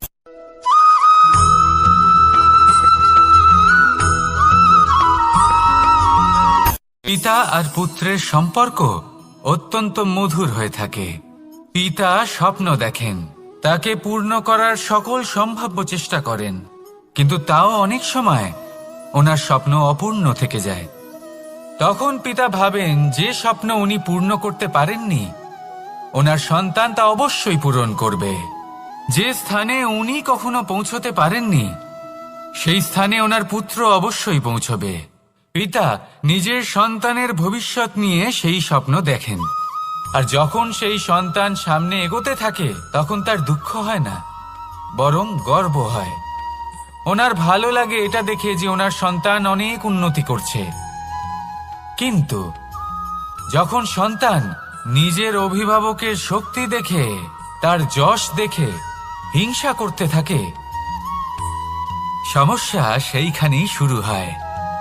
সেই জন্য সকল সন্তানকে এটা মনে রাখতে হবে, দেখুন, পুত্র হবার সুবাদে, এক সন্তান হবার সুবাদে এটা হলো আপনার অধিকার যে আপনি আপনার পিতার থেকে বেশি উন্নতি করবেন। আপনার পিতাও এটাই চান, কিন্তু সুস্থভাবে এটা করুন।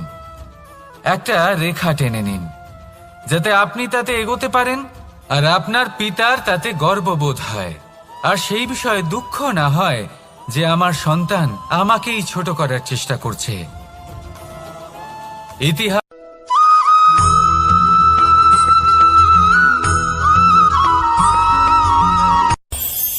এই সংসারে আমরা প্রকাশ কোথা থেকে পাই? এর উত্তর বড়ই সরল। ভোরে যখন সূর্যোদয় হয় তখন প্রকাশের কিরণ আমাদের ঘরে এসে পৌঁছয়। এইভাবেই আমরা প্রকাশ লাভ করি। এবার এই প্রকাশের আলোতেই আমরা সারাদিনের কাজ সম্পন্ন করি। সন্ধে হয়ে যায়, সূর্যাস্তও হয়ে যায়, আর আমাদের ঘর যাতে অন্ধকার না হয় তার জন্য আমরা একটা প্রদীপ প্রজ্বলিত করি। এটাই ঘটে আমাদের জীবনেও। এবার প্রবাহমান আয়ুর সাথে আমরা আমাদের অন্তরে যদি একটা প্রদীপ প্রজ্বলিত করে নিই তাহলে বিষয়টাই অন্যরকম হবে। এবার আপনি বলবেন কোন প্রকাশের কথা বলছি যা আমাদের অন্তরে জাগ্রত করা সম্ভব? আমাদের আত্মার মাঝে প্রেমের প্রকাশ জাগ্রত করার কথা বলছি। কারণ আমাদের এই জীবন এও হলো দিনের আলোর মতো। আজ প্রকাশ আছে, কিন্তু কোনোদিন অবশ্যই অস্ত হবে। কিন্তু অস্ত হবার আগে যদি আমরা আমাদের আত্মার মাঝে প্রেমের এই প্রকাশ উজ্জ্বলিত করে নিই তাহলে আমাদের সন্ধ্যাকালও আমরা আনন্দে এবং প্রেমে যাপন করব। তাহলে আসুন আর আমার সাথে ভালোবেসে বলুন, রাধা রাধা।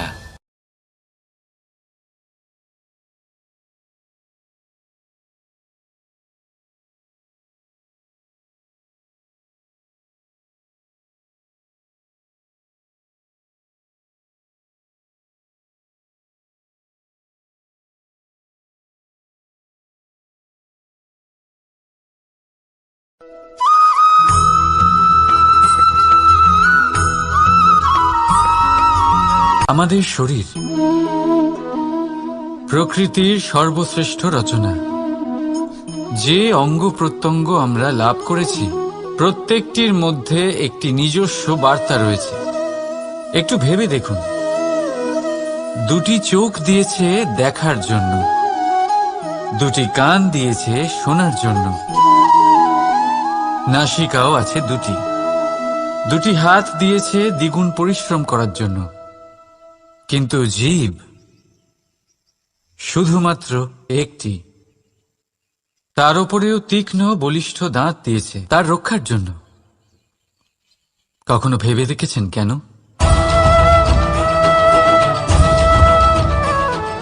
কারণ শব্দ আর শব্দের প্রয়োগ মানুষের সবচেয়ে বড় অস্ত্র, যার প্রয়োগ যত ভেবে চিন্তে করা যায় মানুষ তার জীবনে ততটাই উপরে উঠতে পারে। তাহলে মনে রাখুন, দেখুন, শুনুন আর বুঝুন বেশি, বলুন কম। রাধা রাধা।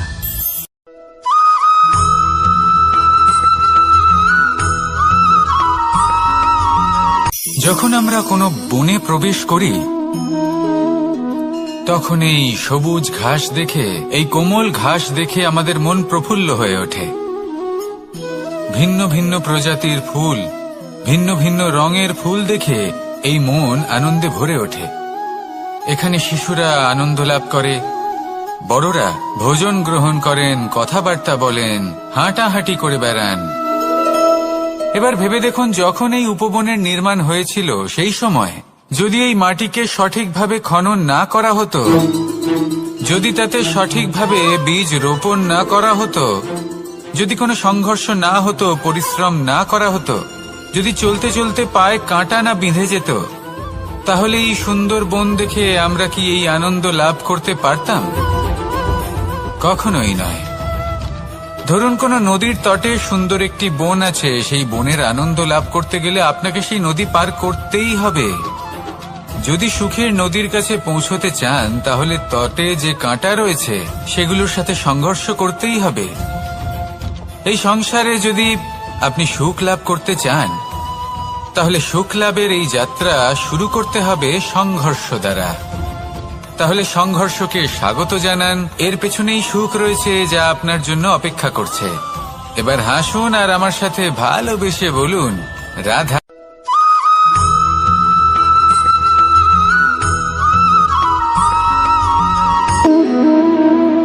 সম্পর্ক হলো আমাদের জীবনের একটি আধার। কিছু সম্পর্ক এমন যা আমরা জন্মসূত্রে লাভ করি, যেমন পরিবার, মা, বাবা। কিছু সম্পর্ক আছে যা আমরা জীবনে অর্জন করে থাকি, তা সে প্রেমের হোক, স্নেহের হোক বা বন্ধুত্বের। এই সকল সম্পর্ক লাভ করার বা গড়ে তোলার 5টি ধাপ রয়েছে। প্রথম ধাপ, কোনো ব্যক্তির সাথে আলাপ হওয়া, তার সাথে কথা বলা বা তাকে দেখা। দ্বিতীয় ধাপ, সে ব্যক্তিকে আমাদের ভালো লাগা। তৃতীয় ধাপ, আমাদের এটা চাইতে শুরু করা যে জীবনে এই ব্যক্তি যেন আমাদের বন্ধু হন, আমাদের জীবনে থাকেন, বা আমাদের কাউকে ভালোবেসে ফেলা আর এটা আমাদের ভাবা বা চাওয়া যে সেই ব্যক্তি যেন আজীবন আমার সাথে থাকেন, আমার জীবনে আমার সাথী হয়ে। চতুর্থ ধাপ, লাভ করা। এবার এই ধাপটি অনেক মানুষের পক্ষেই খুবই সরল হয়, বড়ই সরলভাবে নিজেদের সঙ্গীকে লাভ করে থাকেন। কিছু মানুষের জন্য এই ধাপ অত্যন্ত কঠিন হয়ে থাকে। অনেক প্রতিকূল পরিস্থিতির উপর জয়লাভ করে তারা সঙ্গীকে লাভ করেন, কিন্তু লাভ অবশ্যই করেন। এরপরে আসে পঞ্চম, অন্তিম এবং সব থেকে গুরুত্বপূর্ণ ধাপ। সেটা হলো সেই সম্পর্ক পালন করা। এটা হলো এমন এক বিষয় যা প্রত্যেক মানুষের শেখা উচিত।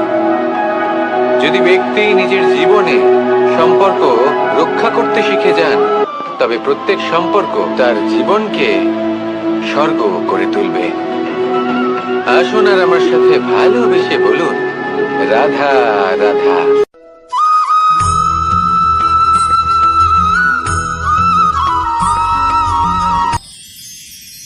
মানুষ তার জীবনে দুই ধরনের পরিস্থিতিকে খুব ভয় পায়। এক, কোনো কারণবশত কারোর সামনে নত হওয়া। দুই, কোনো কারণে নিজের চরিত্র থেকে, নিজের মূল্যবোধ থেকে বিচ্যুত হওয়া। এবার কেন হয় এরকম যে কথায় কথায় কারোর সামনে নত হতে হয়? কেন বারংবার নিজের চরিত্র থেকে চ্যুত হতে হয়? এরকম কেন হয়? এটা তখনই হয় যখন আমাদের শিক্ষা এবং মূল্যবোধের অভাব থাকে। যদি মানুষের মধ্যে প্রকৃত শিক্ষা থাকে, তাহলে এই সংসারে কোনো সময় এবং কারোর সামনেই নত হওয়ার কোনো প্রয়োজন নেই। যদি মানুষের মধ্যে মূল্যবোধ থাকে, তাহলে তাকে নিজের মূল্যবোধ বা চরিত্র থেকে বিচ্যুত হতে হয় না, তা সে যাই হয়ে যাক না কেন। কোনো বালককে যদি জন্ম থেকেই সুশিক্ষার অধিকারী করা হয়, শিক্ষিত করা হয়, মূল্যবোধের অধিকারী করা হয়, তবে সে এই সংসারে এমন কর্ম করবে যাতে সে নিজেকে, নিজের পরিবারকে, সমগ্র সমাজকে গর্বিত করতে পারে। শিক্ষা লাভ করুন, মূল্যবোধ লাভ করুন এবং আমার সাথে ভালোবেসে বলুন, রাধা রাধা।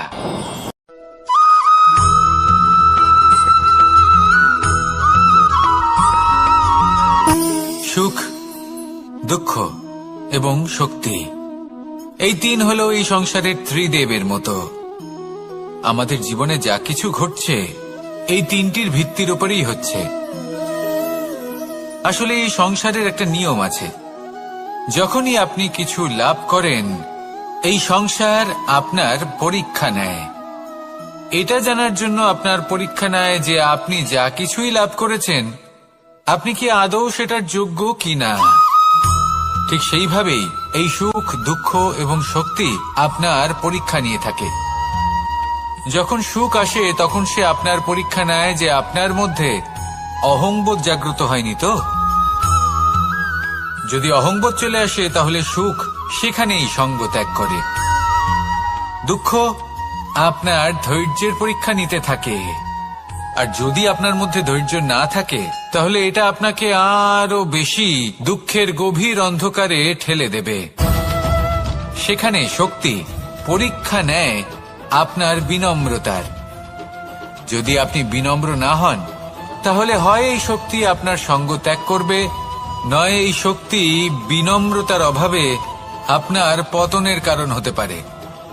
এই সংসারে যে কোনো ব্যক্তি যিনি এই পরীক্ষায় উত্তীর্ণ হয়ে থাকেন এই জীবনে তিনি সাফল্য লাভ করেন। আসুন আমার সাথে ভালোবেসে বলুন, রাধা রাধা।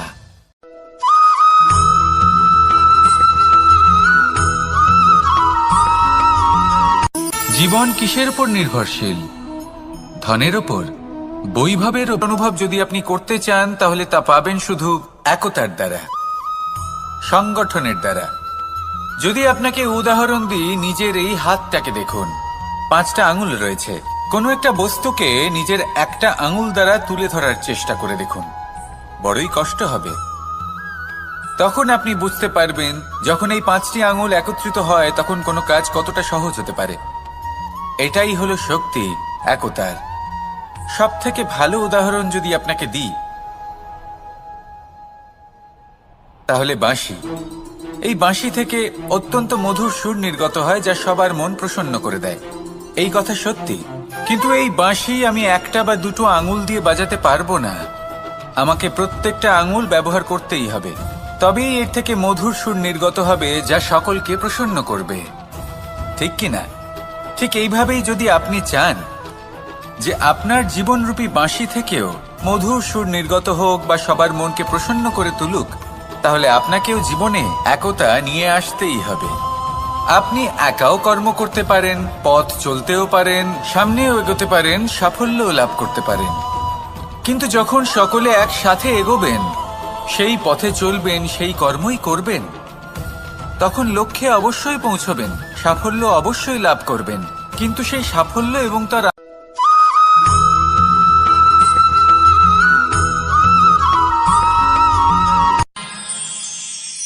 আমরা সবাই সূর্যকে সম্মান কেন করি? কারণ আমরা জানি যে সন্ধেবেলা যখন সূর্যাস্ত হবে তখন শুধুমাত্র অন্ধকার বাকি থাকবে। ঠিক কিছুটা এরকমই হয় আমাদের মাতা পিতাও, যিনি আমাদের জন্ম দেন, আমাদের ভরণ পোষণ করেন, আমাদের বড় করেন, আমাদের প্রেম প্রদান করেন।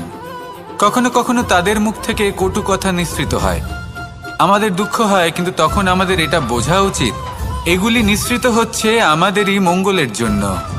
যেমন সূর্যদেব, উনিও উত্তাপ দিয়ে থাকেন আমাদেরই মঙ্গলের জন্য, যাতে ফসল পাকতে পারে, যাতে জল বাষ্প হয়ে মেঘ হতে পারে, বৃষ্টি হতে পারে, আর এই সংসারে নিরন্তর জলের প্রবাহ থাকে। আমাদের মাতা পিতা, তাদের কঠোর আচরণ, তাদের কঠোর অনুশাসনের পেছনে লুকিয়ে থাকে ওনাদের ভালোবাসা। আমাদের তা বুঝতে হবে, সসম্মানে ওনাদের গ্রহণ করতে হবে। কারণ ঠিক সূর্যাস্তের পরে যেমন চতুর্দিক অন্ধকারচ্ছন্ন হয়ে যায়, তেমনি আমাদের জীবন থেকে যখন আমাদের মাতা পিতা চলে যায় তখন আমাদের জীবনেও শুধু এবং শুধুমাত্র অন্ধকারই ছেয়ে থাকে।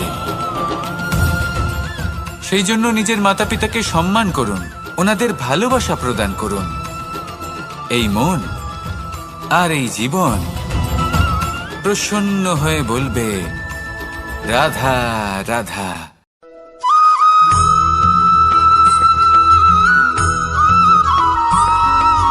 বসন্ত ঋতু, এই সময় মন আনন্দে ভরে থাকে।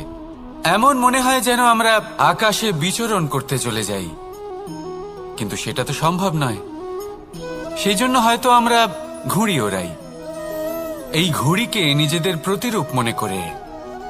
এবার অনেক মানুষ আছেন যারা ঘুড়ি ওড়ান, কিন্তু এই কর্মের সারমর্ম কি? সেটা কজন বুঝতে পারেন? আপনি এটা মনে করুন যে আপনি হলেন সেই ঘুড়ি, আর এই সুতো যিনি ধরে রয়েছেন তিনি হলেন পরমাত্মা।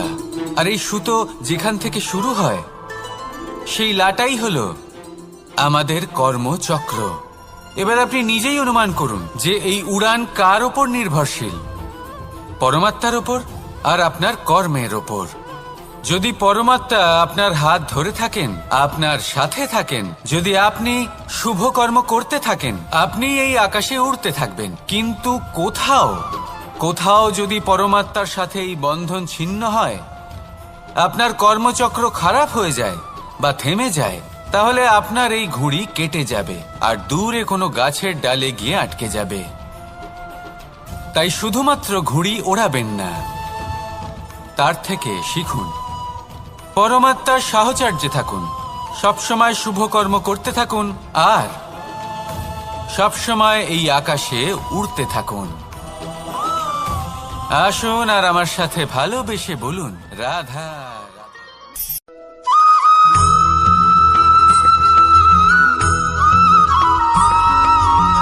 এবার অনেক সময় মানুষের মনে এরকম প্রশ্ন আসে যে এই সংসারে সবথেকে বড়